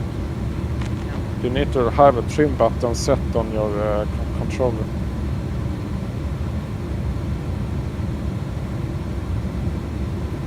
You need to have a trim button. Look, I can do it like this. Yeah, you're gonna need trim badly if you're gonna fly any plane except Airbus. You can't fly without trim, basically.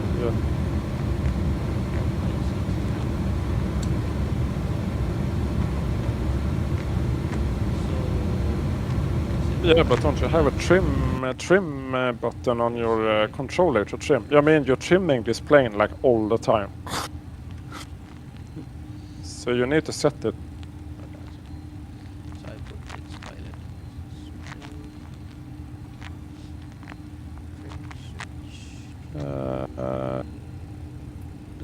Put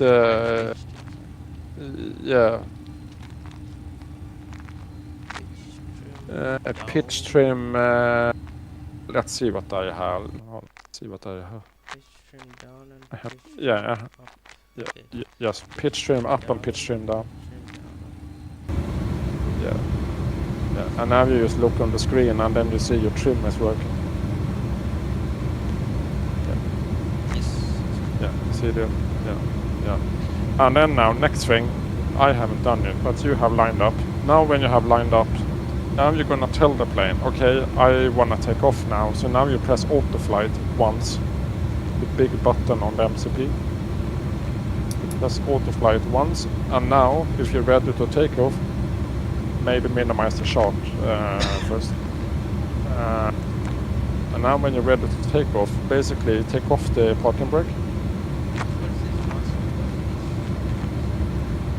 That's your parking brake. Yeah. So now, what you do now, look straight ahead.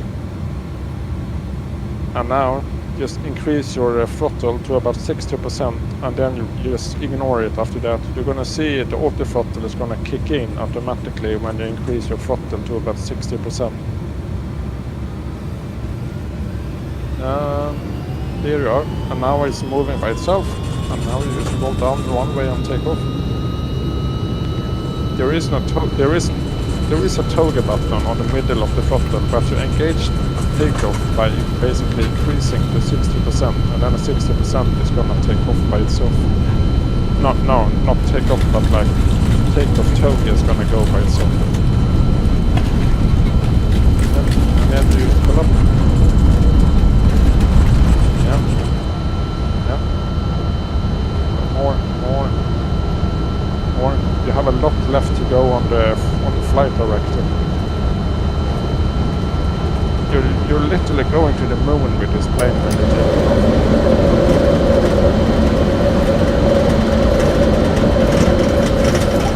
And now you're going to turn a lot to the left.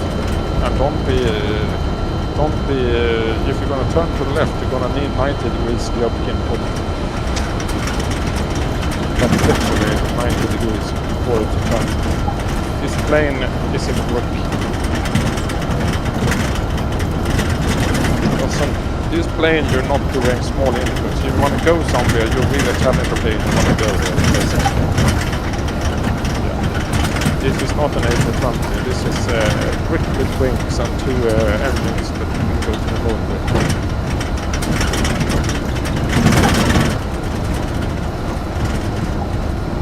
Yeah, the plane, now you see what I mean. The plane really likes to sit where it's at. You really need big inputs to make it turn. And then when you have hold it where it, and then when you put it there, it's really gonna sit it. So now what you can do is you can just put in auto flight once again. Just, and that's AP on basically. Now you see the plane is really gonna make big inputs now to get you on the flight director. Because the flight director, yes, and if you're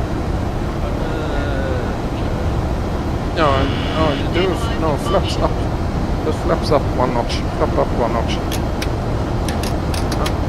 And then you wait. And now you see the plane is really pitching up now. Because the flaps hold the nose down a lot. And then when you take the flaps up, the plane is really going to the moon now. And now when we're above, I can't really see, but you should see something called SR on your speed. That means SR, when you pass SR, it's safe to retract, you can take up the slats. That's gear extend. Now you can take the slats up. And now you're always speeding like crazy, but you're not actually, you're already below, actually about 10,000. Yeah, you see, you go to 10,000 like a rocket. Because you're so high, you're already 12,000 feet.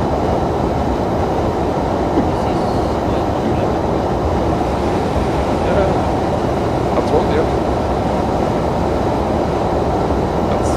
Imagine for landing that thing now. You have no weight in it whatsoever. So landing it is going to be like a people plane in a way, like a feather. There's no way. There's no way to pull you down on the runway.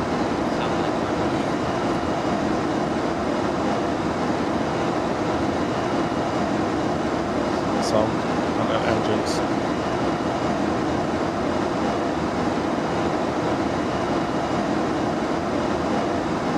I don't know why it means our live real better when we change the sound over there. It's explain logic. So now I'm gonna, now you're on autopilot, so now I'm gonna show you how to start.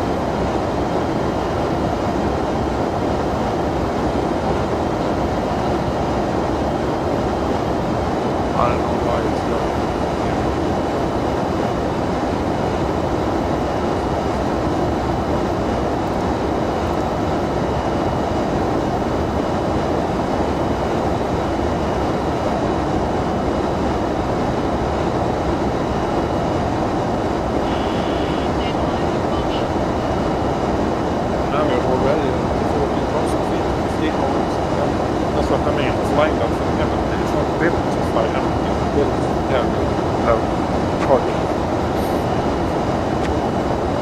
now I'm going to show you how to do it. Okay, flight response. Yeah, and also, yeah, but if you put 90 tons of cargo in it, it's another story. It's still good climb, but it's going to climb slow.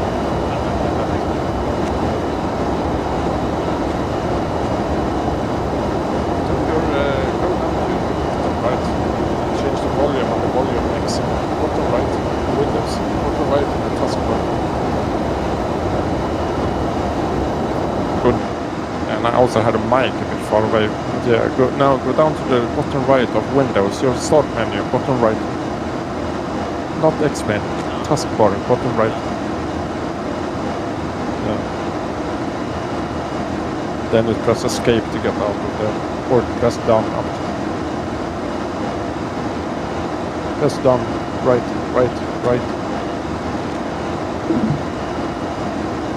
Yeah, you can do that also.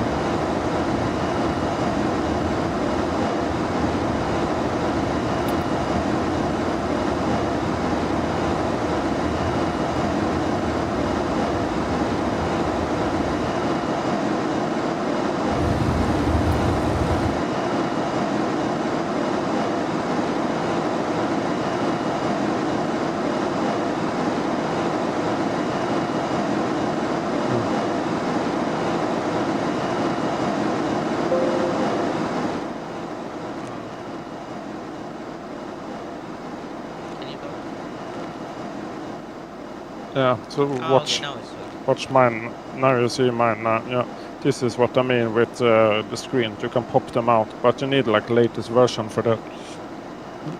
If you when starting the engine, you can just click there, and then you can just start the engine, and then you can see here, and then you just engage the fuel when you don't need to look up each time. Anyway, yeah. So now,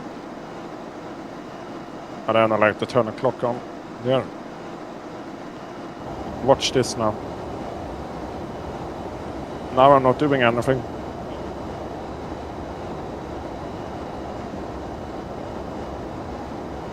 So basically, no.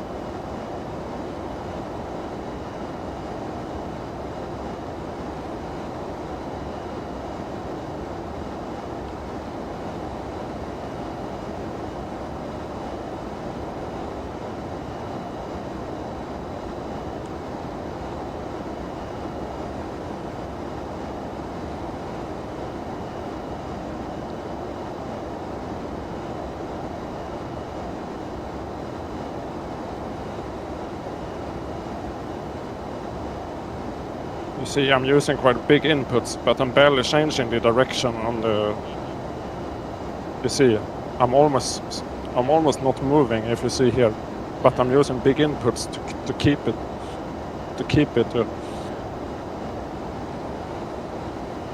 And then I need to trim down a bit. Here we are. 3 minutes. Okay, there's a minutes go like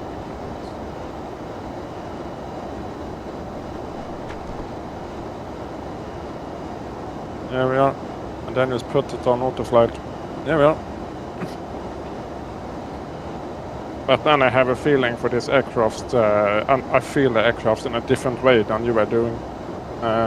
So.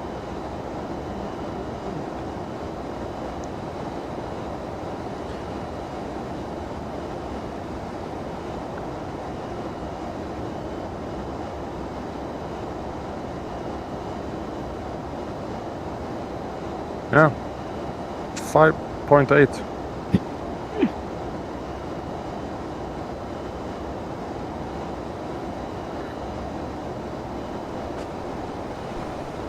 give me 3 minutes. Yeah.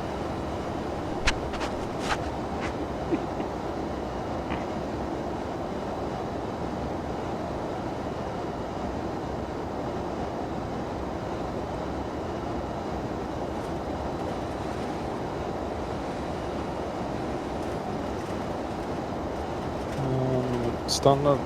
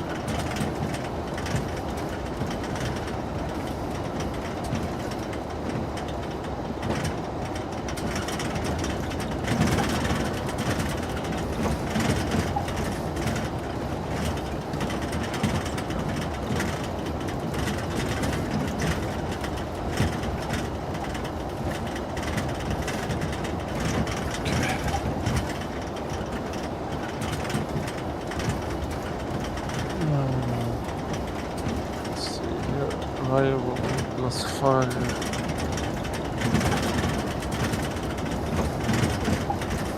Left.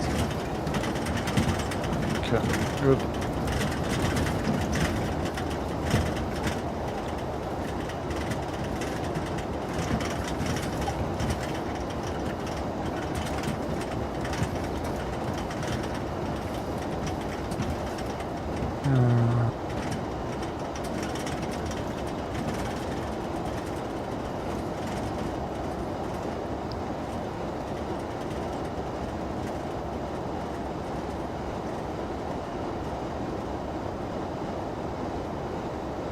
$200 checked.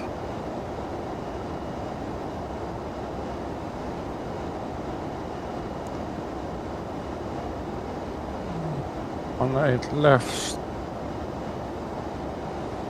Okay.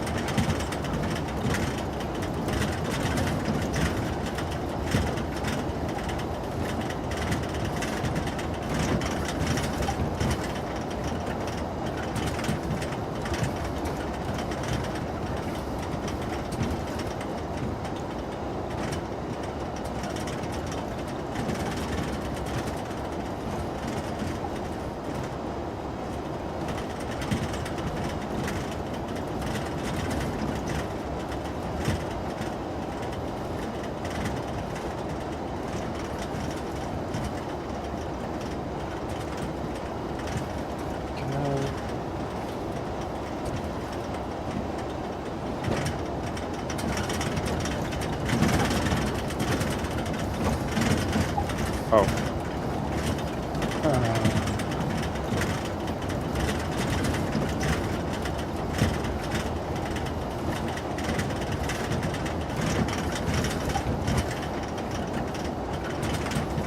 Yeah.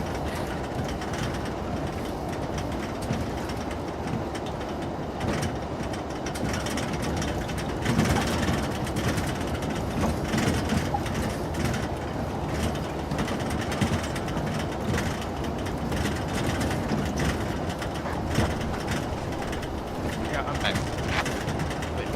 Yeah, I decided to fly to Memphis as well. Okay, that's Like better. I wanna see how things are in Memphis. Okay.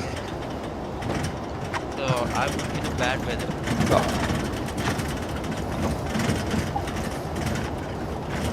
Okay. Not seeing it. This plane is very So it's heavy, so how it's very should- stable, right? yeah, it's very stable. You can take a beat this plane in bad weather. I'm not saying you should fly through it, but if necessary, it can take a beat. How do I turn on the weather radar? Hold on. So on your MCP, just next to your speed thing, I don't see your screen, but by the way, but You know? Hold on, but hold next on. to your now.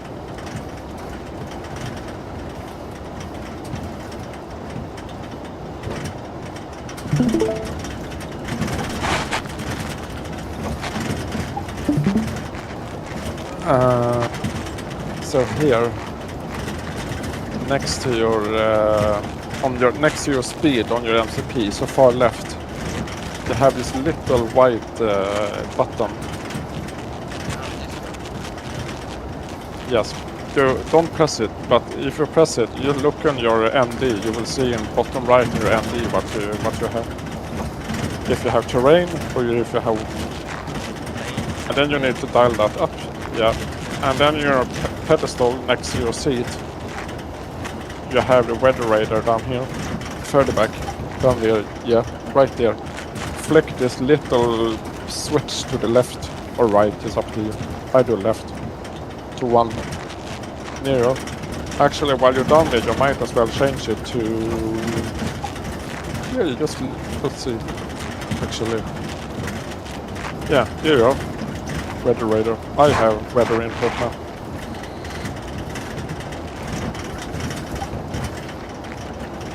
Yeah, you are in. No, you are in range. Yeah, you are in weather radar mode because you're WX/T.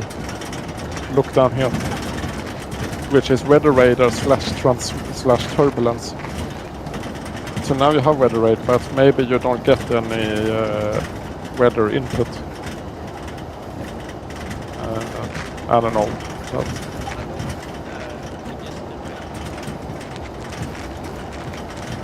Increase, decrease. No, for little bit, there you are. Right, little bit right. Next button right. Now you're going left. You have increase and decrease. Inc and dec. Yeah. Yeah. No, that's VOR. That one. And there you have increase and there you have decrease below. Below you have decrease. No, you have where you were. You have decrease and increase.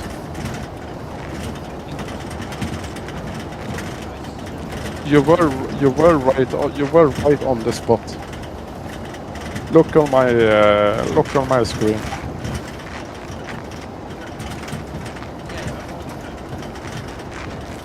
Yeah, you have increase and then have decrease here. Yeah, I got a tiny bit weather, but just because you got weather doesn't mean you will see it. It's only if you got the bad weather you will see it with like rain in it. And just a cloud isn't bad weather. You will only get weather if you have like really bad weather.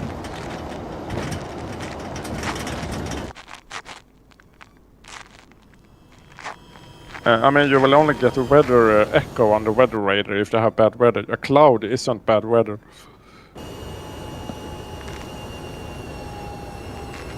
But you need to have particles inside the cloud for the echo to bounce back on, basically. Yeah.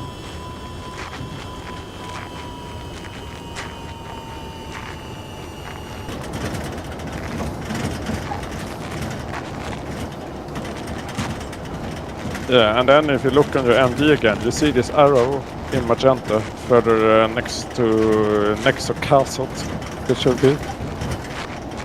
That's your top of descent.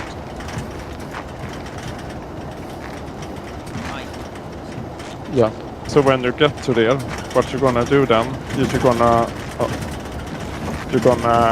bug down, and then when you're really close to it, you're gonna press profile once, and then you're gonna begin the descent, and then yeah, and then you might need to press it again. We will see. Yeah. No, when you get to top of descent, you need to press. You need to bug down to a lower altitude, and then you press profile button, and then it will go down. Yeah, so kinda like yeah, kinda like a Boeing, but actually not. On a Boeing you only need to bug down. Here you actually need to press. I can't remember. I can't remember if you need to press it or. I think I always press it, but I don't think you need to actually. It's probably best to press it anyway. I see. I can't see why not.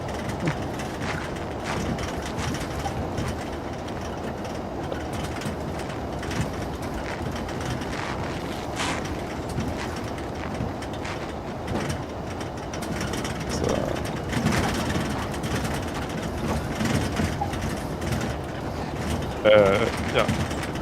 Landing this thing can be, because you're coming in quite quick with this thing, so landing this thing can be quite stressful. I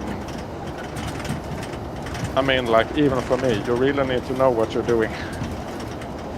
But,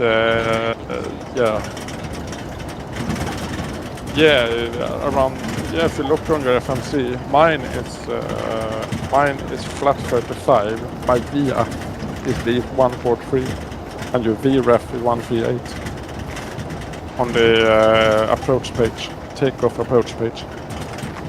Yeah, you see there, flat 35. Yeah, that's normally a takeoff speed. That's a takeoff speed. You're landing in a takeoff speed. That's a takeoff speed for a 737. But you're gonna land in a 737 takeoff speed. Then you're getting how fast you're landing. And if you put 90 tons in that thing, you're gonna be up to 160 or 170 knots when landing.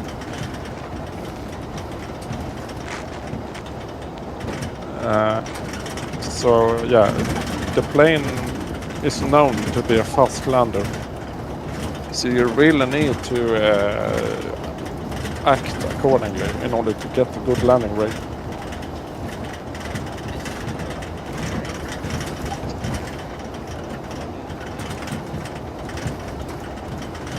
You just click this little white switch up on the MCP that you were on earlier.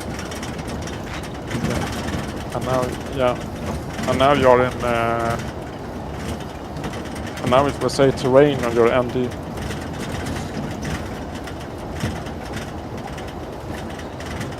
If you click it again.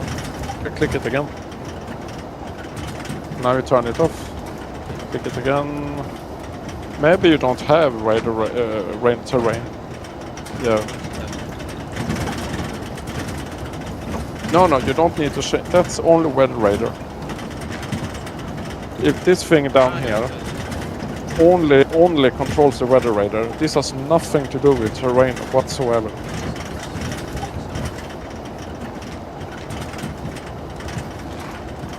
Now we have the weather radar on.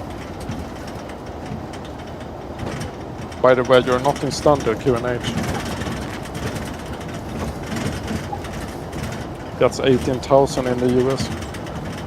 Everywhere, including Alaska, Hawaii, everywhere is 18,000. Yep. So the whole US is 18,000. And also in the US, by the way, you're not asking for pushback. You're pushing back at own discretion. You're only asking for taxi in the US, but in Europe you're asking for a pushback. But in the US you're pushing back at own discretion. So that's different. On Vatsin. Never go to the US and ask for pushback from gate in the US. He's gonna say pushback at own discretion. You need to measure. Yeah. And this blue thing, that's VOR you put on. You put on that earlier. Turn off the VOR. Yeah. Yeah. Yeah. Yeah. You are in. Yeah. Now you only have weather. Yeah. If you look down on your bottom right on your MD, now you'll see range 320, WX tilt 0.0. It should be in. It should be in weather slash terrain slash weather slash turbulence. I mean, so you flick this, switch down here 1 notch to the right, down to the pedestal again. The middle one, 1 right, 1 to the right. Yep. Now you're in map mode. No. It should point straight up, straight forward. Look on my screen.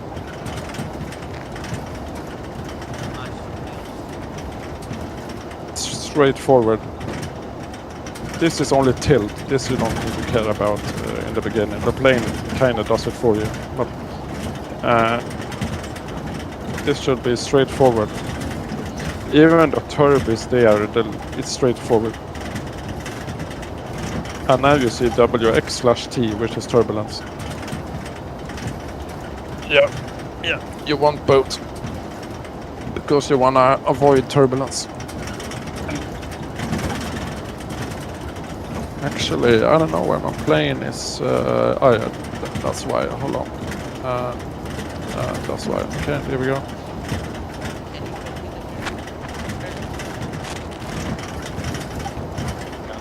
This is tilt. But yeah, if you really want to dig down deep, you can do the tilt. But in the beginning, just skip it. So this is tilt here. So it might be you have an early version. Now also for a wet terrain radar on XP you need to install a certain plugin in order to have it. Otherwise it won't work. That's kind of how I explain it. You need to install everything as a separate plugin, including the terrain radar.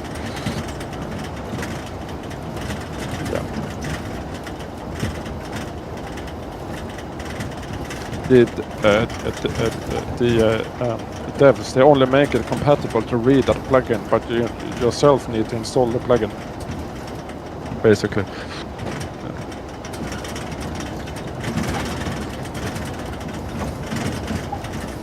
No, that comes with the plane.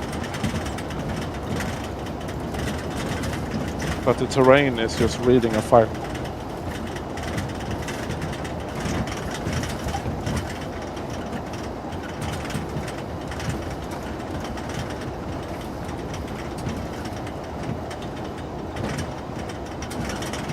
Basically what you need is this. Put it in the shed.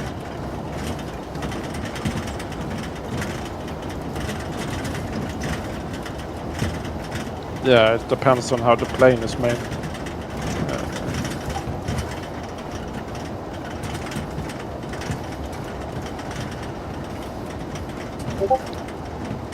Yeah. Or it might be you have an older version of the plane. That might also be why.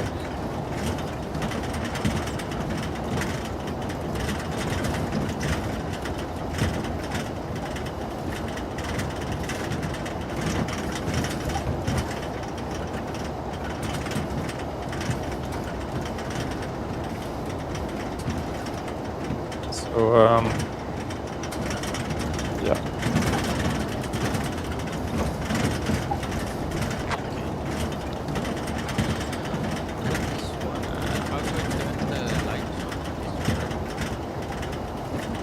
So if you see on my panel, because I'm flying night, so it's better to see on mine. So this outer one is the lights, and then it's like the bottom lights, and then this inner one is the panel light. But I always have it dark, and then I have it like this. I don't like to have light so close to outside. I like to have it like this, and then I have the light down here. And then it's the same thing, but the opposite up here, kind of. Yeah. But yeah.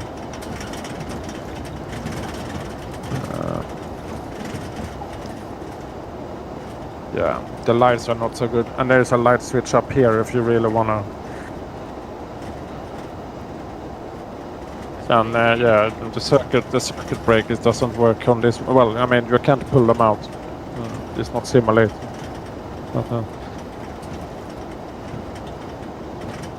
Yeah.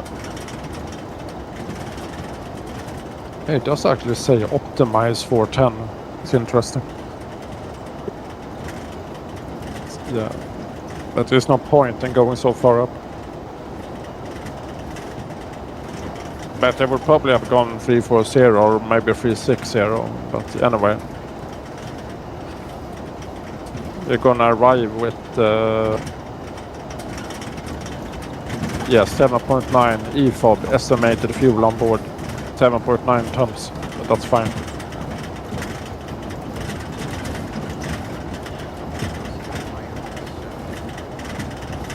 Yeah, it's in progress page. You will see EFOB estimated fuel on board 7. Yeah. So I will arrive with a bit less fuel than you because I use a higher cost index. That's why I use 85 a cost index. You use 10, I think.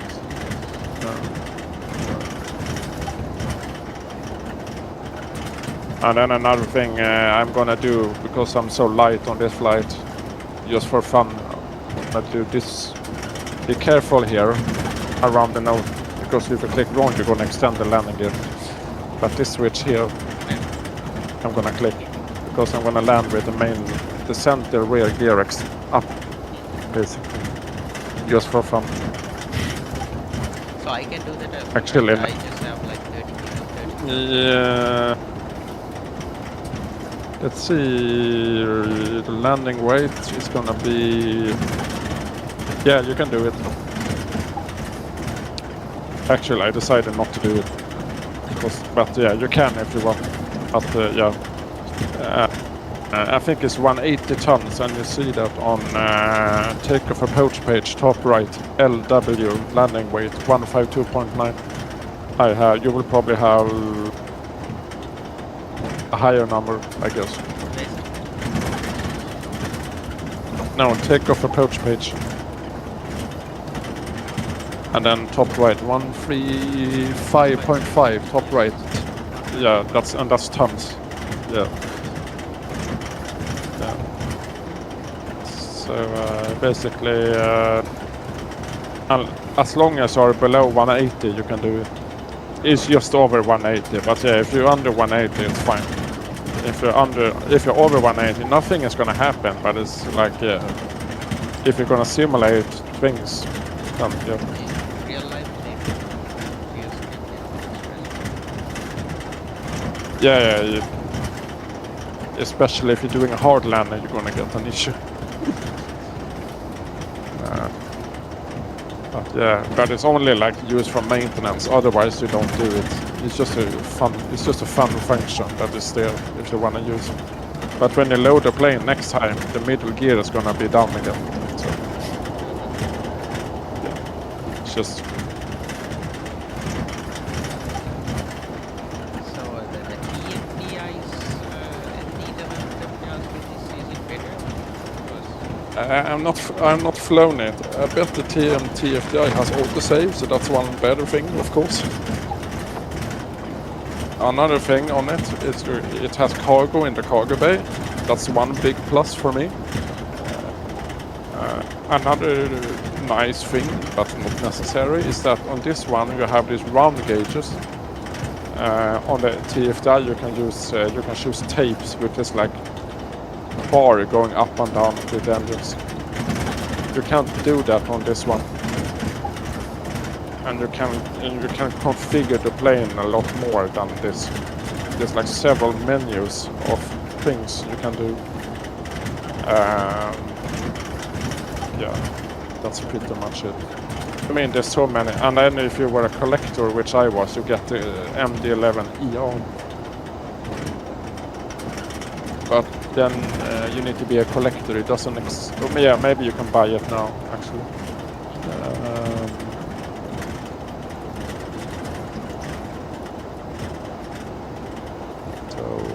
What is the version that you have? MD-11? Latest one? This is. Let me look. I'm gonna look in Skycraft. I'm pretty sure it's. Hold on. I think it's. Yeah. It's.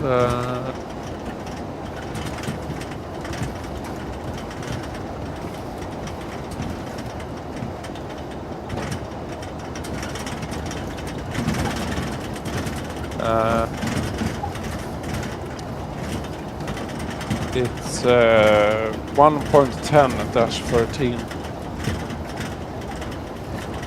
So basically, yeah, that's really old. Your plane is not even ready for X-Men 12. That's how old it is. You're flying. I mean, well, it might just be, but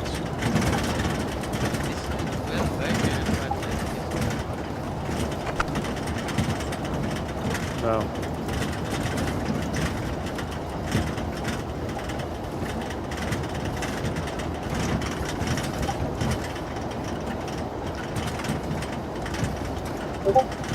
I got different engine versions, so I got two MD-11F, but they are both the same. I just installed a mod for one, but you see there in the chat which version I have. And by the way, here you have the change log if you wanna see. It's quite a substantial one from 1.07 to yeah. If you download that, you can see from 1.07, and the top line on 1.10 is added terrain view and ND X-Plane 12 only. Yeah, on the changelog I sent.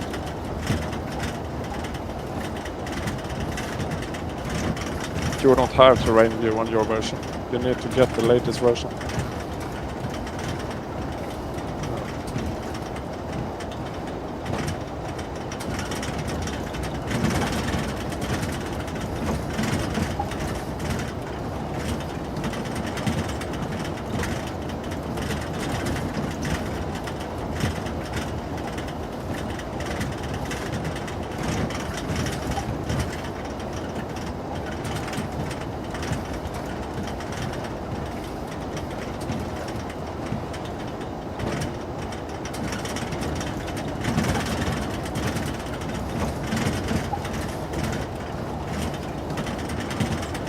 Yeah, you see how it looks with tapes. You see, you have like, but that's without the IRS align. But still, you see like, it looks completely different. The panels, the screens, compared to this one.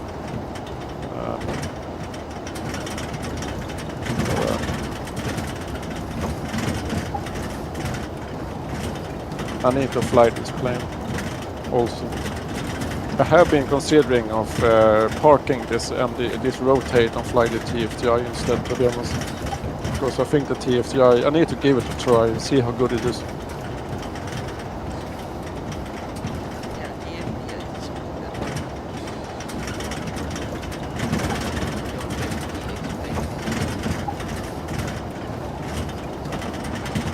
No.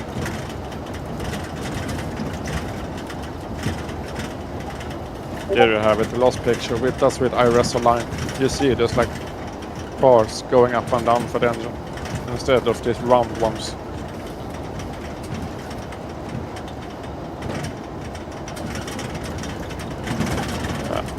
And then on this screen here, where you have the trim on the same page, you can change down here whatever you want.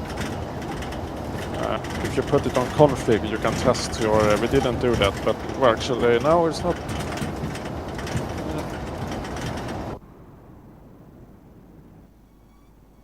Huh?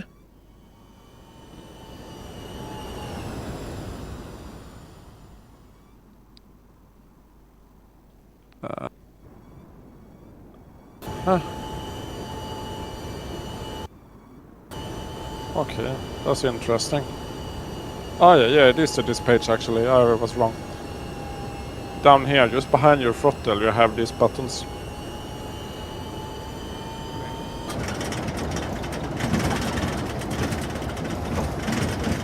Just behind your throttle here.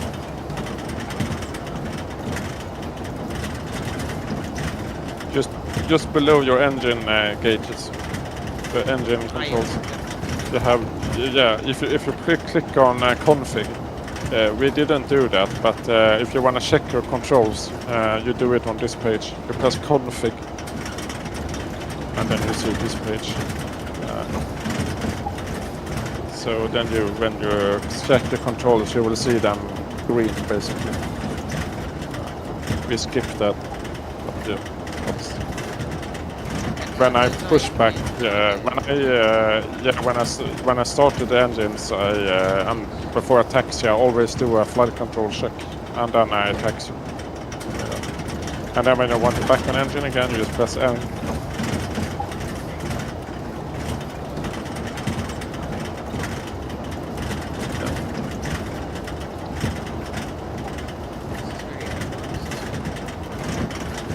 Yeah, that's why the plane costs the way it does. This is not.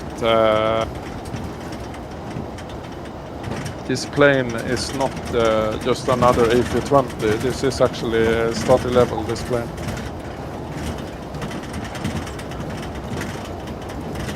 I hate the term starting level because that doesn't exist in real aviation. But never mind.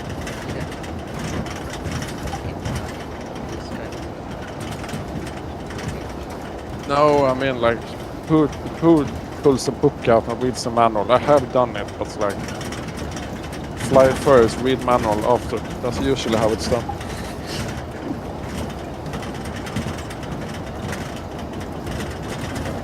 Make some coffee before descent.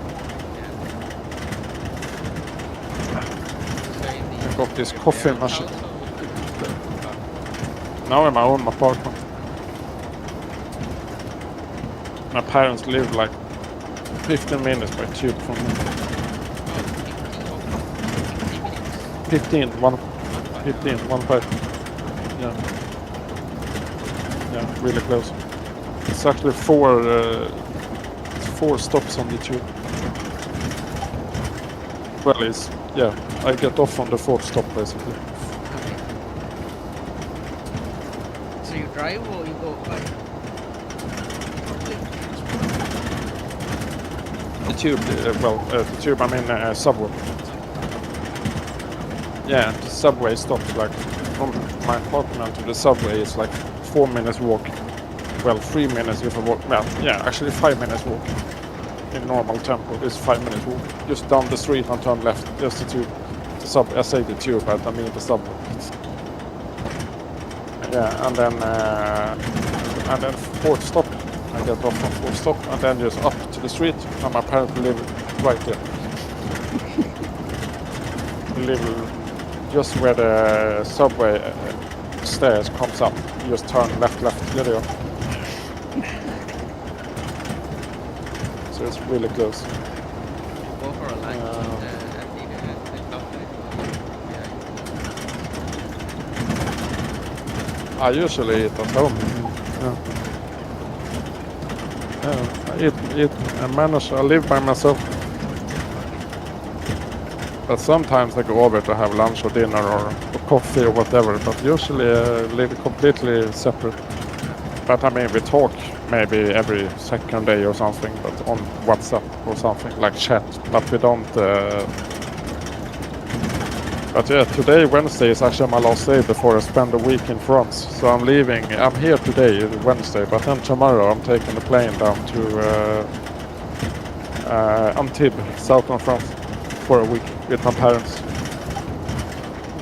And then I come back home, and then I have and then I have a few. And then I come back, and then I have a few days, and then I go out at sea for a month. So. To the company I've been working on before for 2.5 years. I'm basically rehired, so I'm gonna go back and continue working for them again. So you don't have time to spend on No, I don't have time. I don't have internet. I have a laptop I can bring, but no.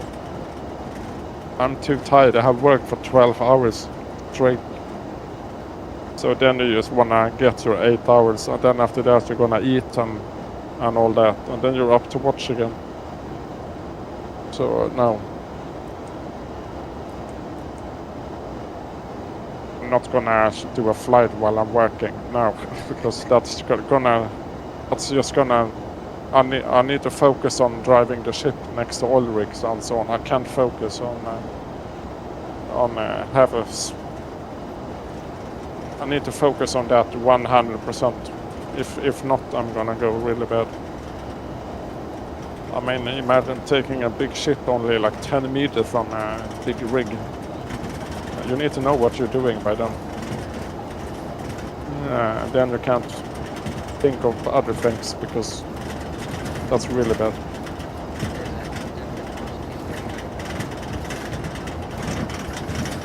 My job is to make sure there isn't any accident.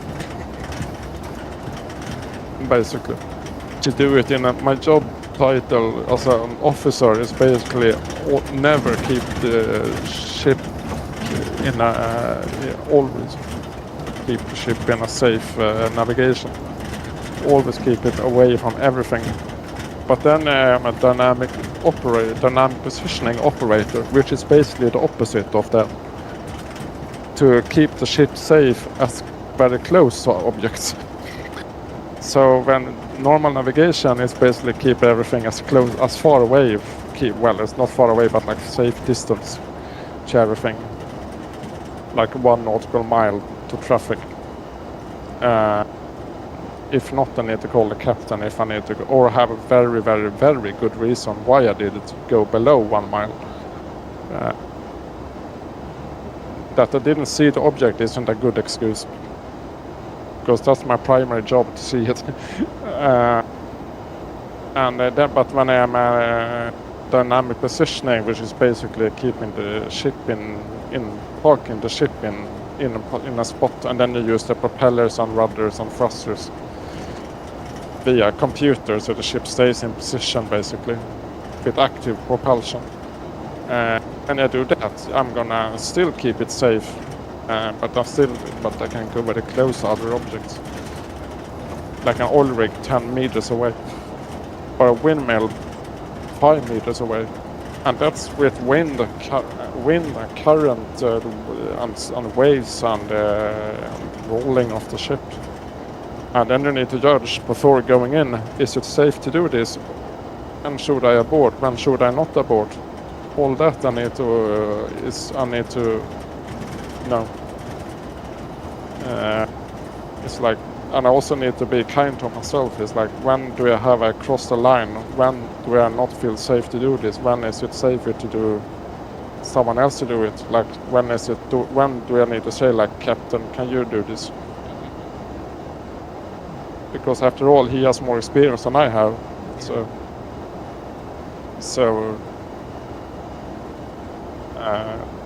then I need to. Basically like a traffic control. Air traffic control. Yeah, well, I'm navigating. I'm maneuvering the ship via DP, which is basically via computer, and then you're talking in radio. You have people around you. You have people's lives going over the gangway to a windmill or a oil rig. So you have people crossing with the gangway that you connect. You're talking to the gangway operator. You're looking on the radar for other ships. You're looking on the DP, what he's doing. You're keeping like 4-5 thrusters, what they are doing. There's a lot going on at the same time.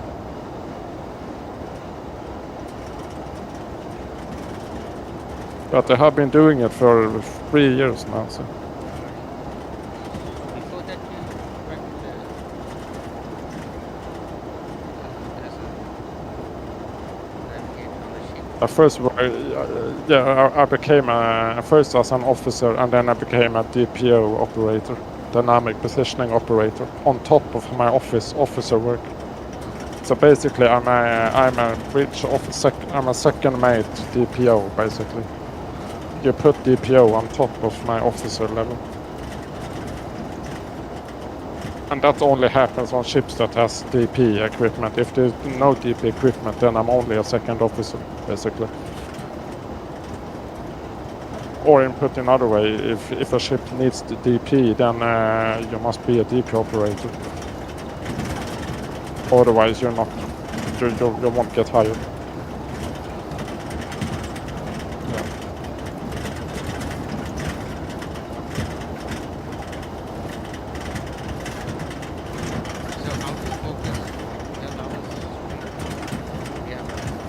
You don't. You don't. It's a simple answer. You are 2 on. You are 2 on watch. When you are on DP, you take turns. You sit 1 hour each. The book says 1 hour each. Actually, you play, you fly. Or you? You're not past top of descent yet. Okay. Yeah, I passed you. Well, I mean, I'm not on Vatsim, but I passed you. You're not on. I passed you because I'm flying faster than you. What's your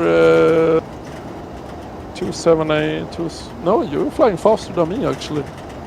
No, actually, no. We are at the same. Yeah, we are at the same spot. Yeah, you're at the same spot. Yeah. Yeah, when you are at that arrow, you will. When you are at the arrow, or just before, just bug down to something, and then just see what happens. And if not, just press. No, you can wait a bit. Yeah, you can wait a bit more. No stress.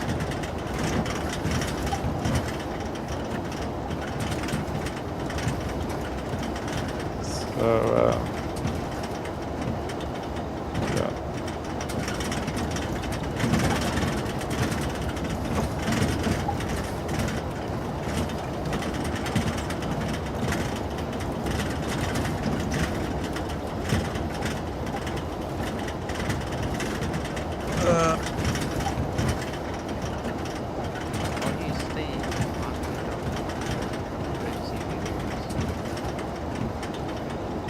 Easy.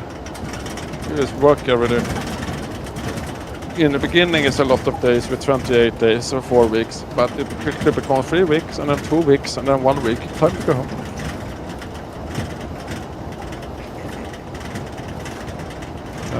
Yeah.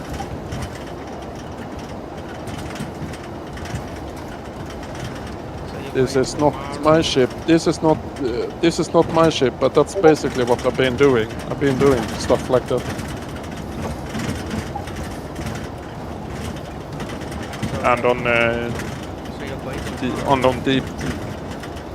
Yeah, I'm going tomorrow.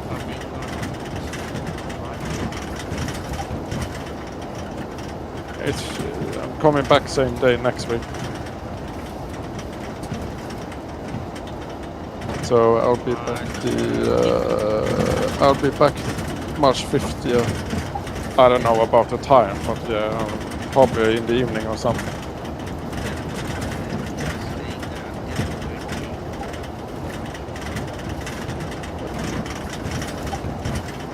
No. I'm leaving on the 10th. Yeah, and then I'm away for a month.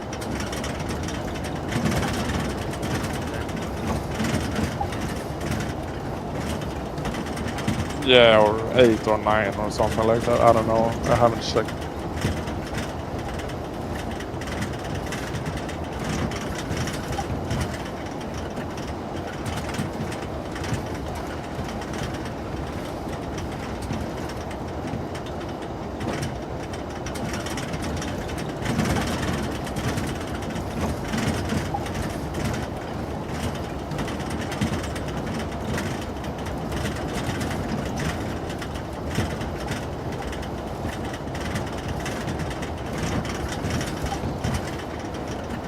Now it might be a good time to start bug down your altitude. I'm gonna set mine to 18,000. I'm gonna set it to. Yeah. Because transition altitude is 18,000. That's why.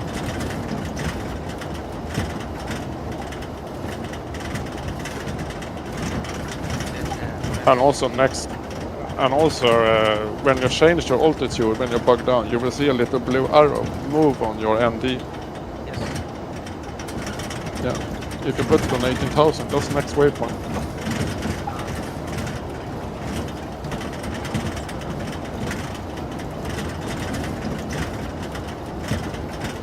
Yeah. So now I need to press profile.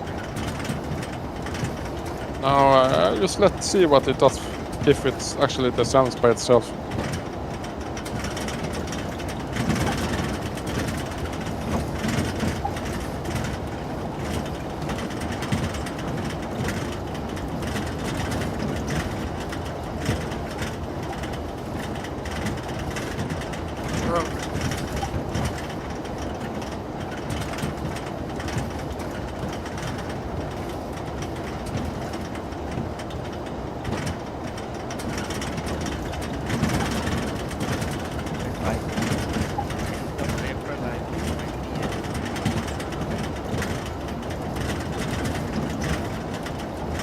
Yeah, well, at least for FedEx, UPS don't fly anymore, but I fly in the sim anyway, I don't care. Fly is...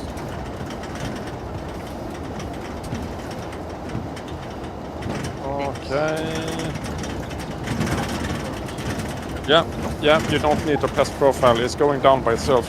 My engines are idling, and the vertical speed is going down. Yeah, so you only need to bug down. That's the only thing you need to do. No, it's like a Boeing. You only change the altitude down and then it will descend by itself. This plane is very automated. This plane, when it came, was like far ahead of its time. Another plane that was far ahead of its time is a 777, by the way. That plane is easier to fly than an A320. Except the weight, of course. And the length of it, but the weight and the length. But other than that, it's easier to fly than an A320, or at least as easy. I mean, the overhead is barely any buttons on it, on the 777. Just brown panel everywhere, just few buttons, that's it, and knobs. And on this one, there's barely any buttons either, because this whole middle panel here, just automated, except the APU bleed and APU. Other than that, and the battery up here. Other than that, this whole panel, you do nothing here. You never touch this panel.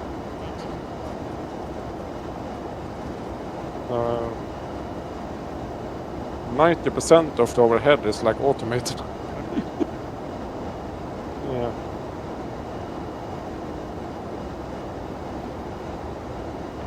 Just gonna check. Yeah, okay, good. Yeah.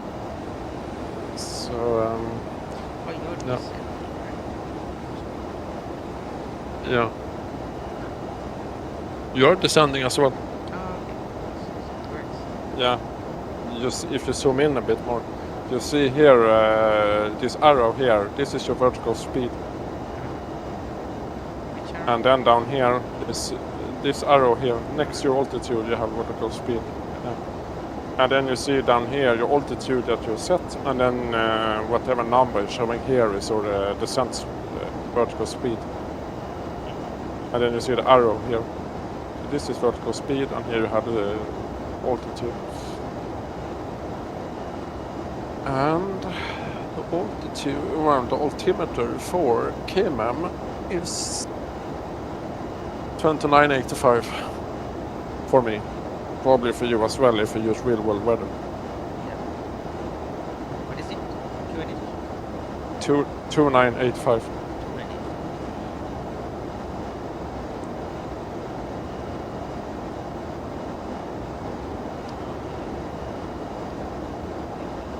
I think the plane that I like to land the most is actually the MD-11.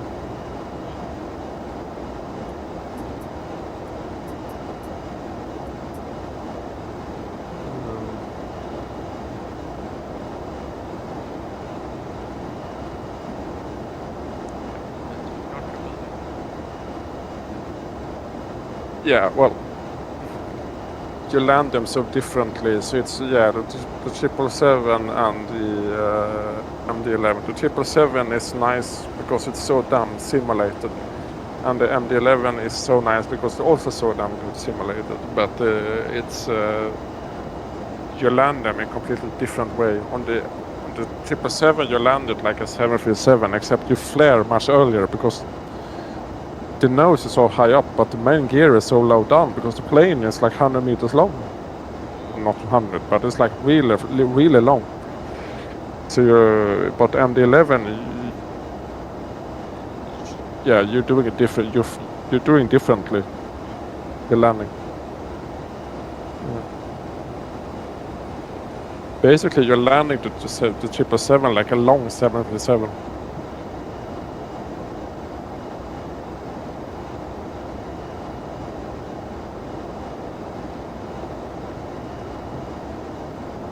I mean, I am flying the 742 Classic. That will be a nightmare for me to teach you. So I'm not gonna do it. Basically, there's videos for you to watch. I'm not gonna do it because it's a nightmare. Yeah, but that plane is also nice to land. But that's also like it's not so special actually, to be honest. It's not so much fancy to it to land the 747 in any 747, to be honest. But unfortunately, they don't have a 747-8 study. No, I wish they did. There is actually one for the XPN 12, but it's not good. SSG. Yeah. Well, there is a newer one. It's called FPS. But yeah, it's basically the same plane. They changed the name and sold it again to get extra money. That's basically what they did. So it's not good enough means the systems are not correct, or I'm not flown it because I'm not flown it, so I'm not entirely sure actually. people don't like it. I'd rather fly a 742, to be honest. I'm looking forward to PNTG releasing theirs for Microsoft Flight Simulator, but I'm just begging that they don't mess it up completely. Because if they're gonna mess that plane up completely, I'm gonna be really irritated. Because, like, if they make the plane not heavy, I'm gonna be. Yeah, if they make the plane move like a go-kart in the air, I'm gonna. Yeah. If they make the plane not move, if they make the plane move somewhere between this and the real 747, I will be more happy.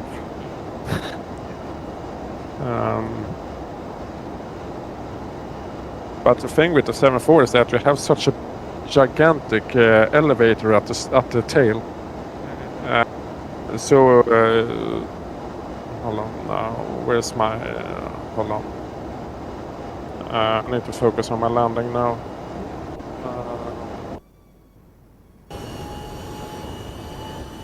Oh, okay. Yeah. Okay, doke.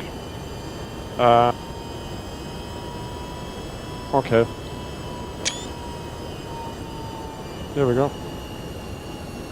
Yeah, go into your FMC. Do the same like me.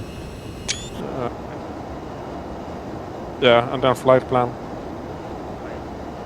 FPLN. Yeah. And then you delete manual. Go click clear and then click manual. Yeah, and then you clear the discontinuity by clear. Press.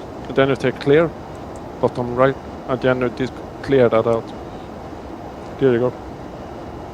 Now we fixed that.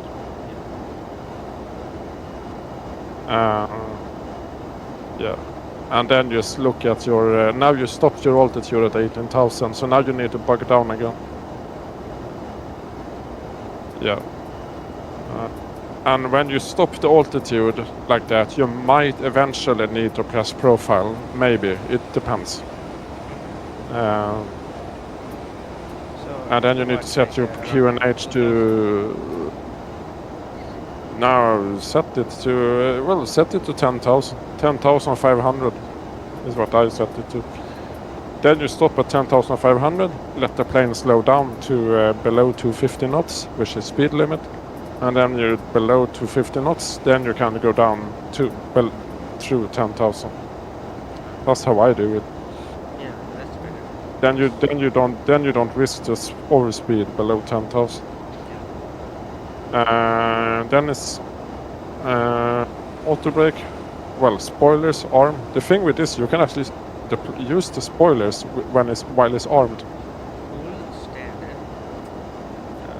Press. You turn it to change it. Yeah, Means just standard. yeah, just turn it to 2985. Yeah. I said add drag. Yeah, you need to add some with the spoiler speed brake. Yeah, it does for me as well. It's because it's a big speed difference here. Gives all the instructions to follow. Yeah, if it tells you to add drag, then you add drag. If it Auto brakes off now. Wow, nice. yeah,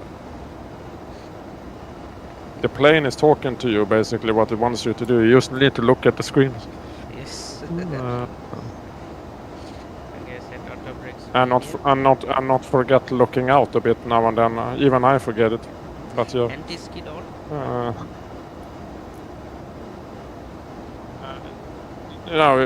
Anti-skid is on. You can only turn it off. Turn it off. So basically set auto brake to medium. I would set it at. And then put up your spoiler. You can still operate the spoiler when it's armed. You can still arm it and then operate it. It's still armed even if it's deployed. That's a nice thing with MD-11. You don't need to rearm it every time. Okay, I'm approaching 10,000 and speed is 230 knots, so that's fine. Yeah, just go below. I don't know. Yeah, I put 3,000. Yeah, put that. I mean, in real life, you will probably put what the ATC is telling you, but yeah. And then put on the lights, one will turn off, logo, landing light, everything. Light the whole Christmas tree up. Yeah. Landing lights. Yeah.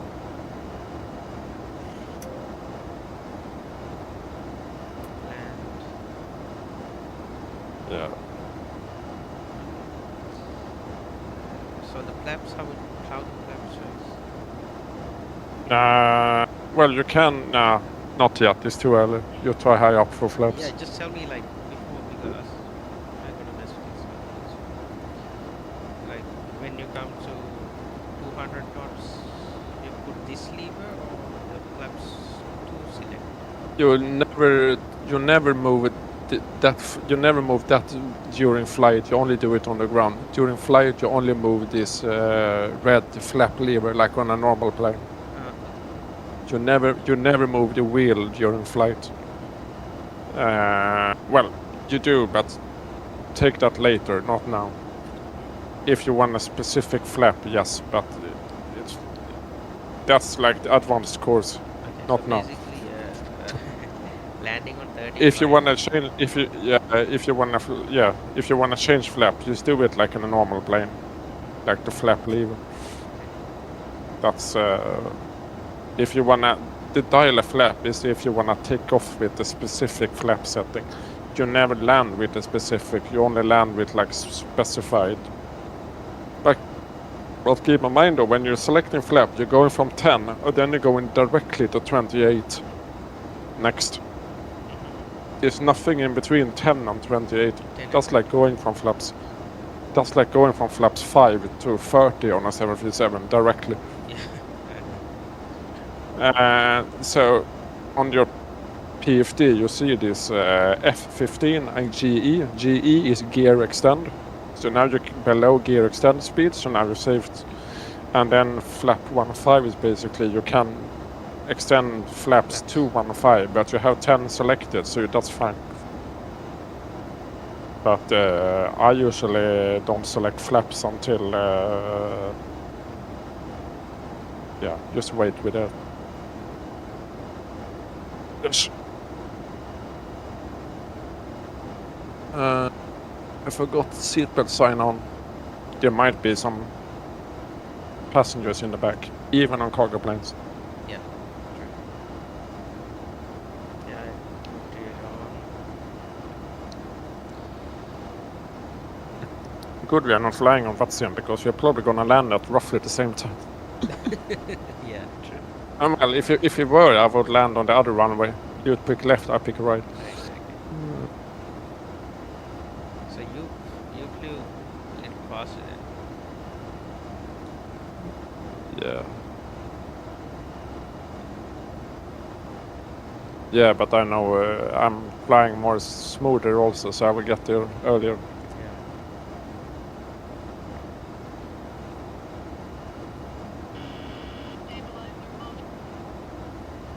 Stabilize motion. What is it? That's when the voice is saying that. It's a voice saying the trim, the stabilizer at the back. Basically, your trim is changing. So that's the lady that's called Betty, and because she's so annoying, the real name of her is actually Bitchin' Betty. Yeah, if you go on YouTube and Google Bitchin' Betty, you will actually hear her saying those words. Imagine being famous in the world as being Bitchin' Betty as a woman. That's quite an achievement to be called, to be famous for. Oh, what you famous for? To be Bitchin' Betty on MD-11. Yeah. Just like the. Yeah. Yeah, I'm gonna extend flaps. Yeah, I'm gonna extend flaps 10 now. 10 means 0, right? Yeah. Flaps 10, 1 notch. Actually, well, it's actually 2 notch because the first flap is only slats. I'm gonna take 0. Yeah. There's 2 notches. The speed is 20. Yeah, because the first step is only the slats, like the leading edge. The second step is actually the flaps, the trailing edge. Oh, how about the ILS? You have to just. No need to worry. All on, fully automatic. As long as you pick the ILS on the setup, you're fine. Yeah. If you really want to check it, you can go into Navrad, and then you will see it here. Right. Navrad. It's there already, the frequency and the course. 1. Yeah. I checked it, it's correct. I checked it earlier, it's correct.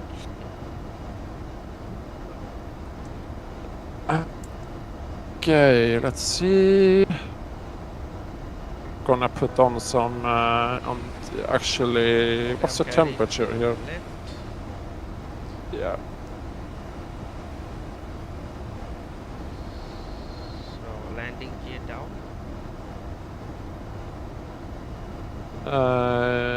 Yeah.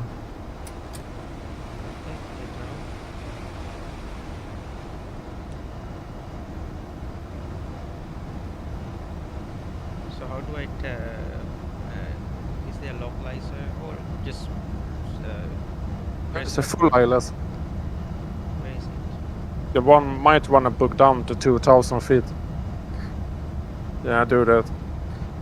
And then do...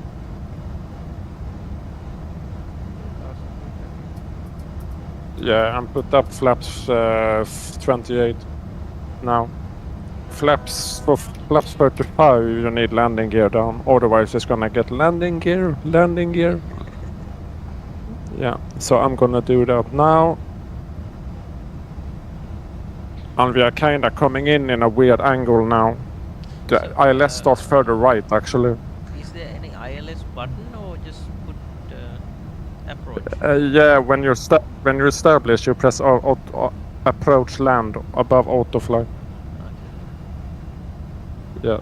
Approach. And you do that when you kind of see your glide slopes. Okay. Yeah. I want the localizer there before I activate the... Oh my god. Yeah. I can't believe I'm actually landing this thing.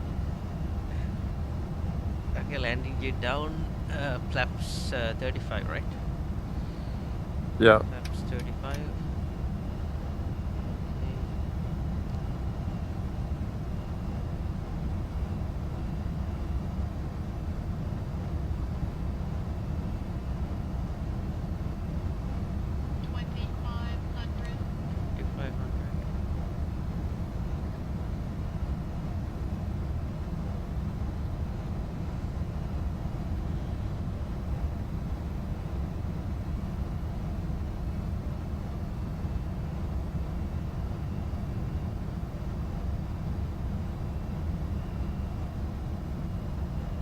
It's going down. No, it's not. Yeah, I don't know why it's not doing it. Yeah.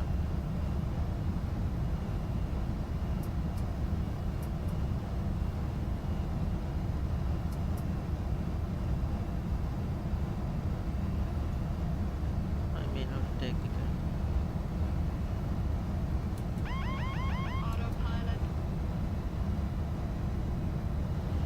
Ah, yeah, I know why. My localizer was really way off. Is that happened to you as well? No, it's the first time. I'm coming in at a weird angle now, that's why. Somehow You should have come in. Light slope is not detected. Now I captured my glide slope and localizer. You have you have the approach. Just put the autopilot back on.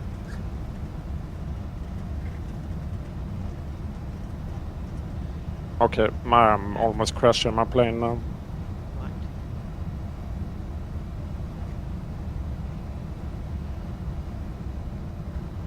Fire. Okay. Try to. Now I'm gonna try that again. Okay. So I'm doing the manual.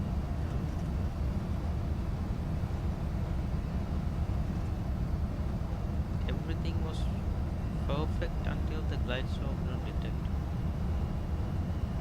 Yeah, I need to go around. I don't know what happened.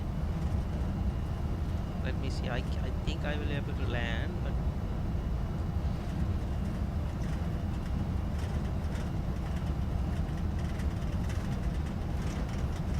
Damn it.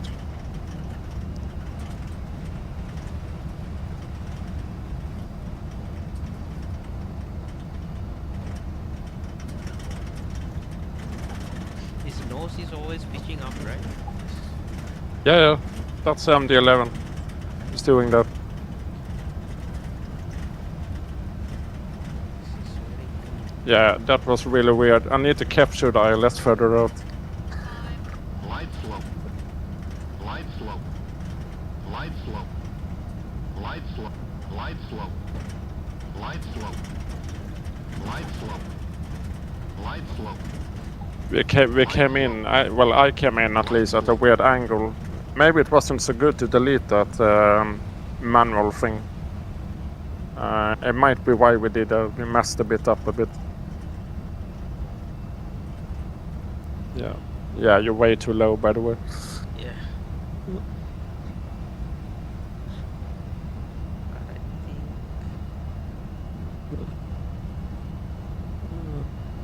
Let's see. Light slope. Light slope. Light So slope. yeah. Oh my.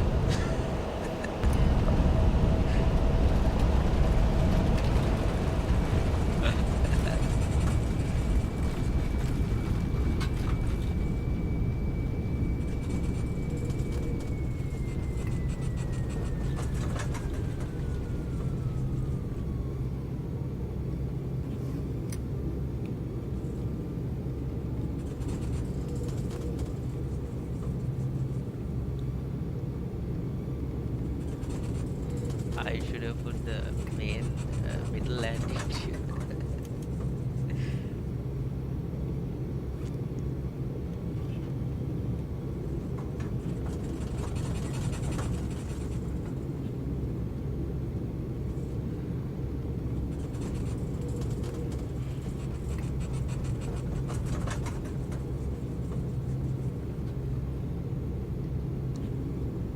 Yeah, I'm just gonna need to...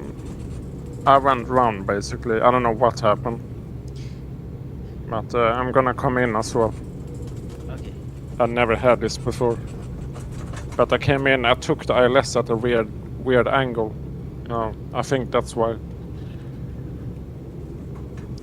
So mine, it was the ILS is detected, but the glide slope didn't work.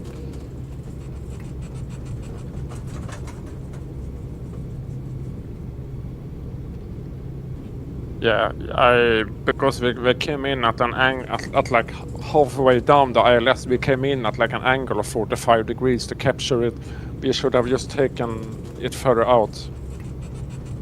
And not done that. But yeah, practice makes perfect, I guess. Yeah. That's my bad. I didn't think of that. Well, I didn't see it until it was too late, basically. So I vacated to the left. Are you now on the approach now? No, I'm going basically downwind leg now, and then I'm gonna turn a final here in any second. Here, I'm gonna slow down first. Okay. So I'm going to the cargo terminal.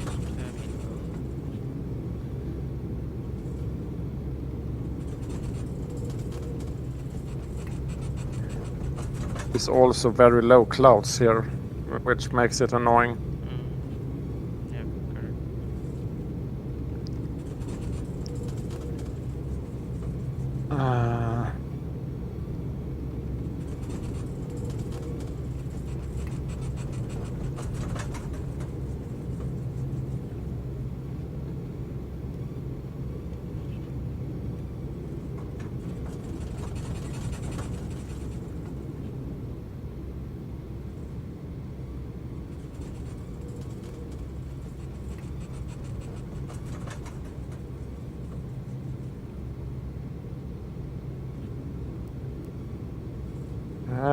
My FPS is really bad. Let's see here.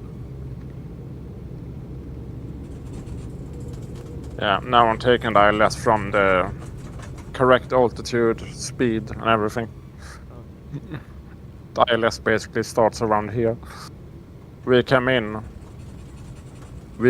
like here, Yeah. halfway down the ILS. Hold on a second, I'm going to check here.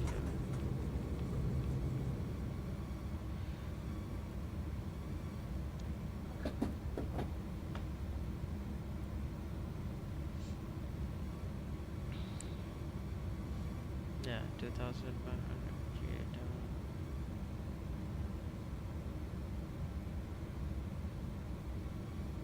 So yeah, so now I have my localizer to the right, tiding there, and my glide slope is up there.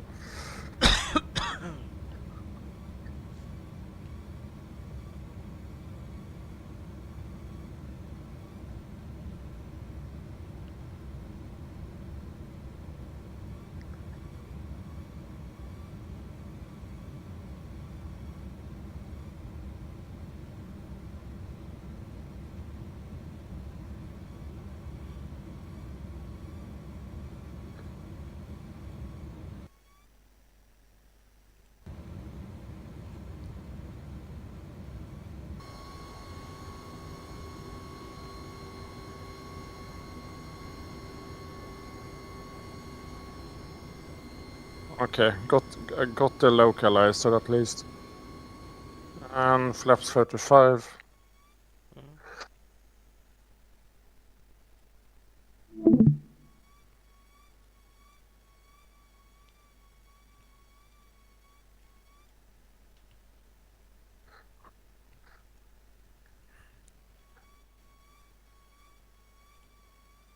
And I am 2000. Yeah, and this is looking good. This is correct altitude and everything.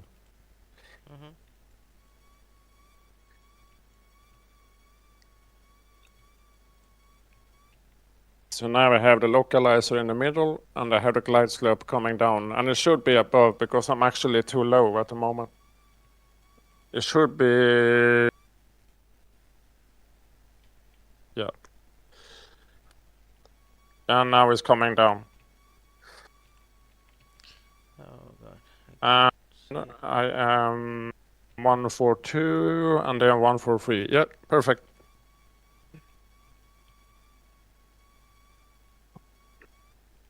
And speed brake on. Well, there, yeah, and spoilers on. Good.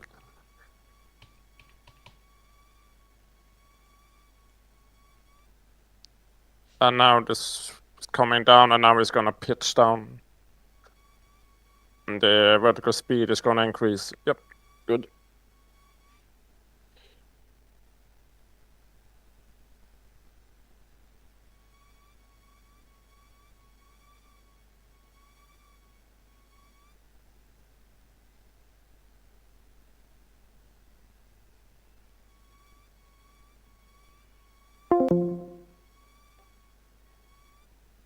It's lagging like crazy. It's never done that before. I think it's because I loaded from a...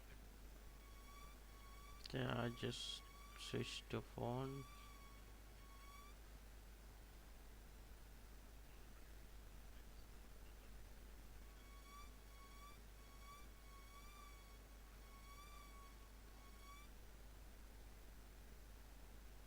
Still can't see the runaway, right?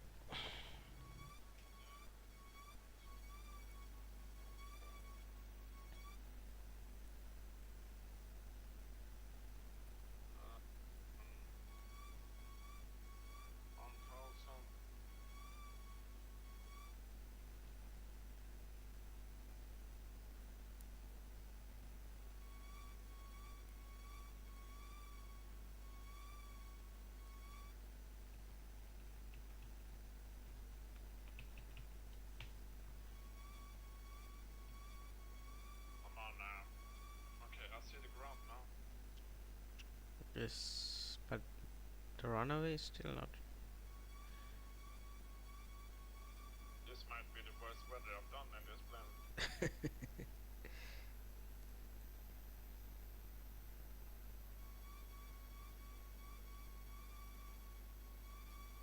There it is. Ah, okay, here you go.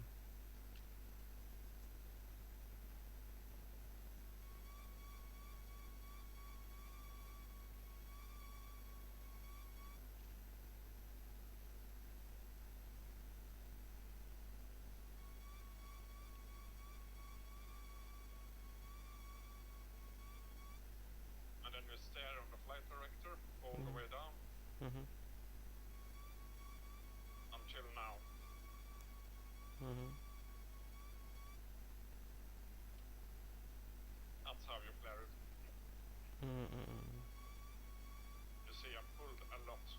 Yeah, yeah. I didn't. That's. You saw my joke going like this. Yeah. You need to really, really pull it.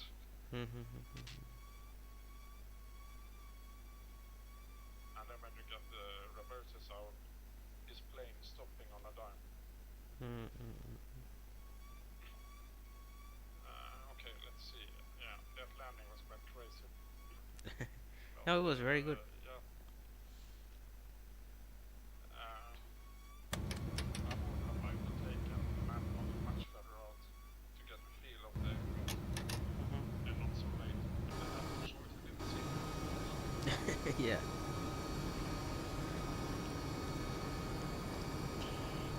But the weather here is very good.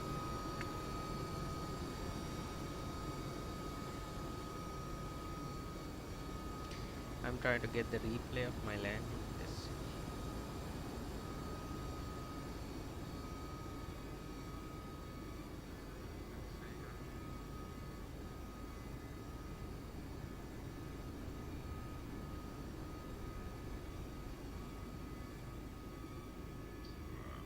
Yep, that's how you land that one. If that was for a virtual airline, I would have probably done a full overlanding. And to be honest, I don't know what they would have done, to be honest.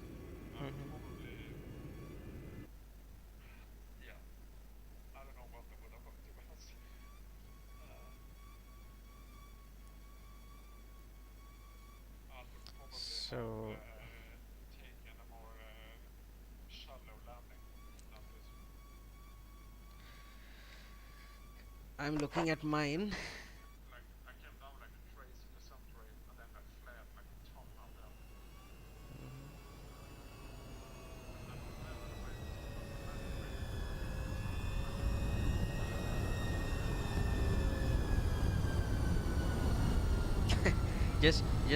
Just see my one. Hold on, okay. The screen is not shared, right? Okay.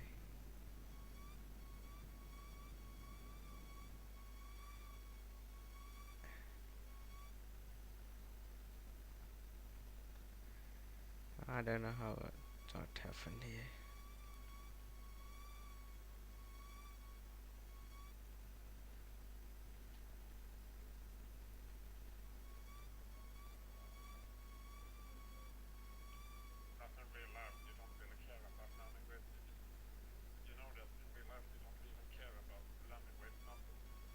Real? It's only a flight sim thing. Uh-huh. I mean, they can get it in real life printed out, but it's not like they're gonna look at it.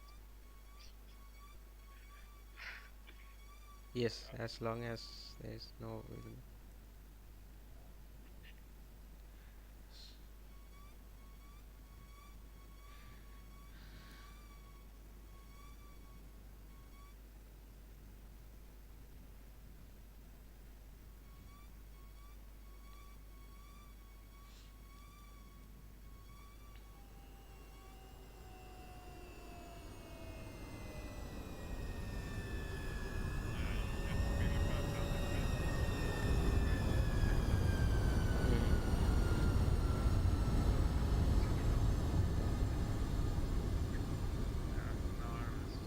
Show you MD-11 FedEx header, basically. Depends, we'll see if it's like the base or what the heck. Okay. What happened? I see this light post on a taxiway. I think, yeah, I don't know what's going on here. Yeah, this is scenery issue there in the text.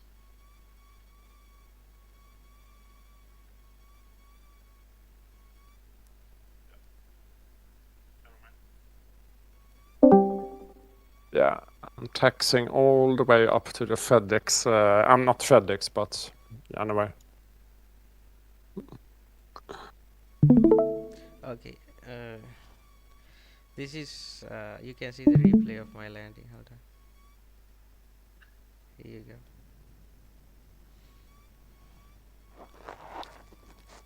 It wasn't smooth, but I don't think there was a. It's very beautiful when it comes to land, right?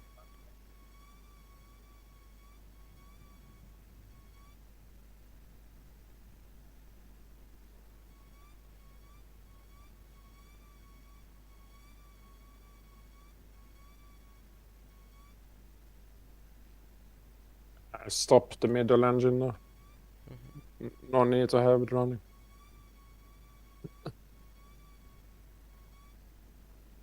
I mean, it's very beautiful when it comes to land. Yeah, now you see you really sit.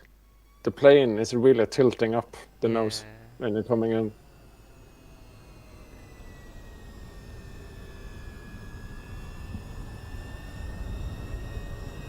Yeah, it's a really good landing down. Except you bounced. Yes. But yeah, the MD-11 is very famous to bounce actually. If you don't pull it like crazy like I did. It's not like very. It's not like very very smooth one, but I think it looked very, except the bounce, but the MD-11 is very famous to bounce, so yeah, you kind of lived up to its name, I guess.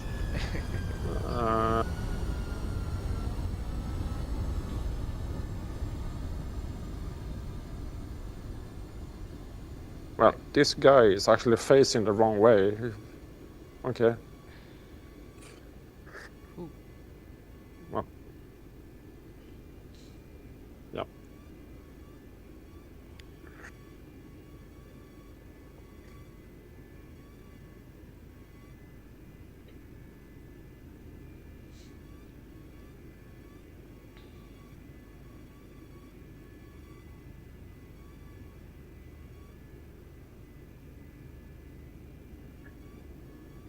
Yeah, if there was a plane I would like to be a pilot on in real life, it would probably be the MD-11 or the 742. I really would like to have done both, to be honest. Yeah. But let's see here. Turn that one on and that one off, my main.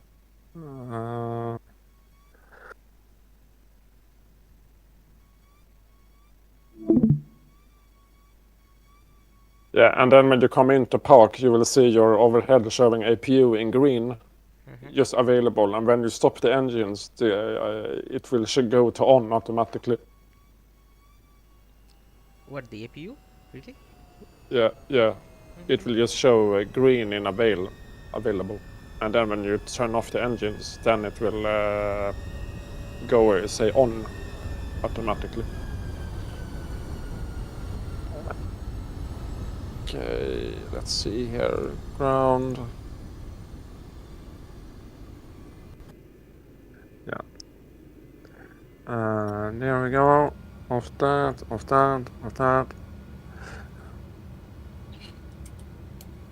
This one, standby.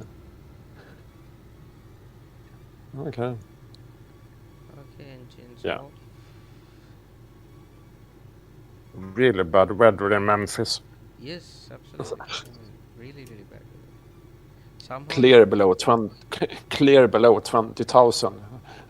Visibility 10 square miles. Nope. That's not accurate.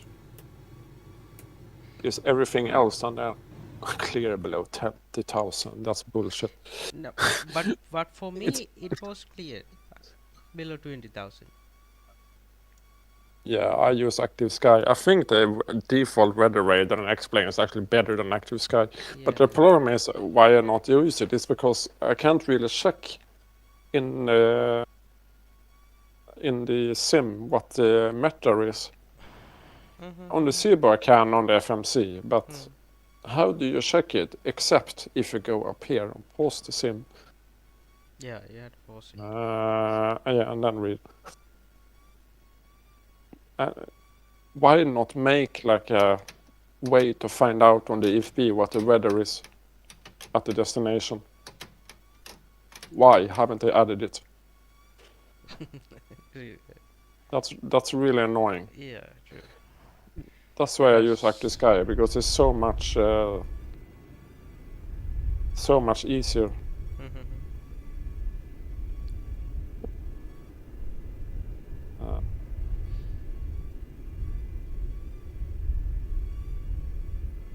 Yeah. So yeah. Memphis. That's how you get into Memphis. There's a song called Memphis. Yeah. I forgot to take off. I'm gonna kill my. I'm gonna change to. No, I need to unload the cargo, right? How to do the plugins, load ground operations. Yeah, this is. Load. There's no way to offload this thing. There is. Load there. To go to ground. Well, yeah. I mean, yeah. There isn't actually. You're right. When you click load, it's actually loading. Except it's you wanna offload, but it's actually loading. Yeah. Yeah. Okay, no, there's no way to offload. No, there isn't. So I wish they fixed those things. Yeah. But yeah. Now again, use the real ops for that. Yeah, maybe you can actually.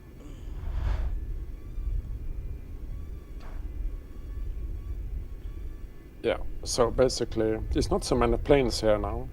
There should be, because there's a lot of them. Yeah, well, the MD-11 is kind of grounded still. I guess that's why. Yeah. But basically, this part of the airport here, this whole is FedEx. this is like an airport in its own. This is FedEx.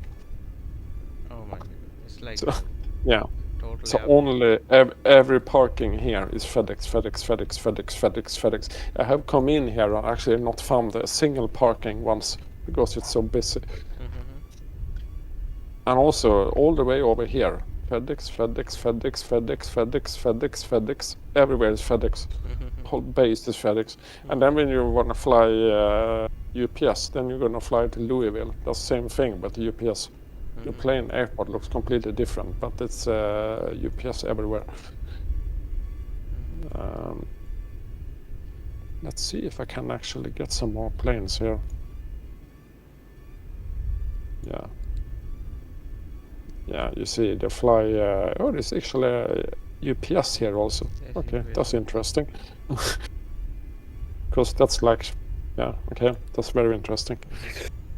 Yeah, they do fly. Just really see 76, 777s. I think that's a A300. I think it is.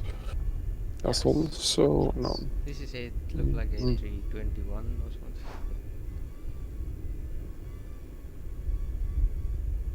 Yeah.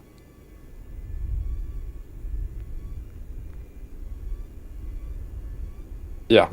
I won't be able to fill it now, but I have come in here once when every gate was full. Well, not every gate, but like every stand was full of planes. There's quite many now already.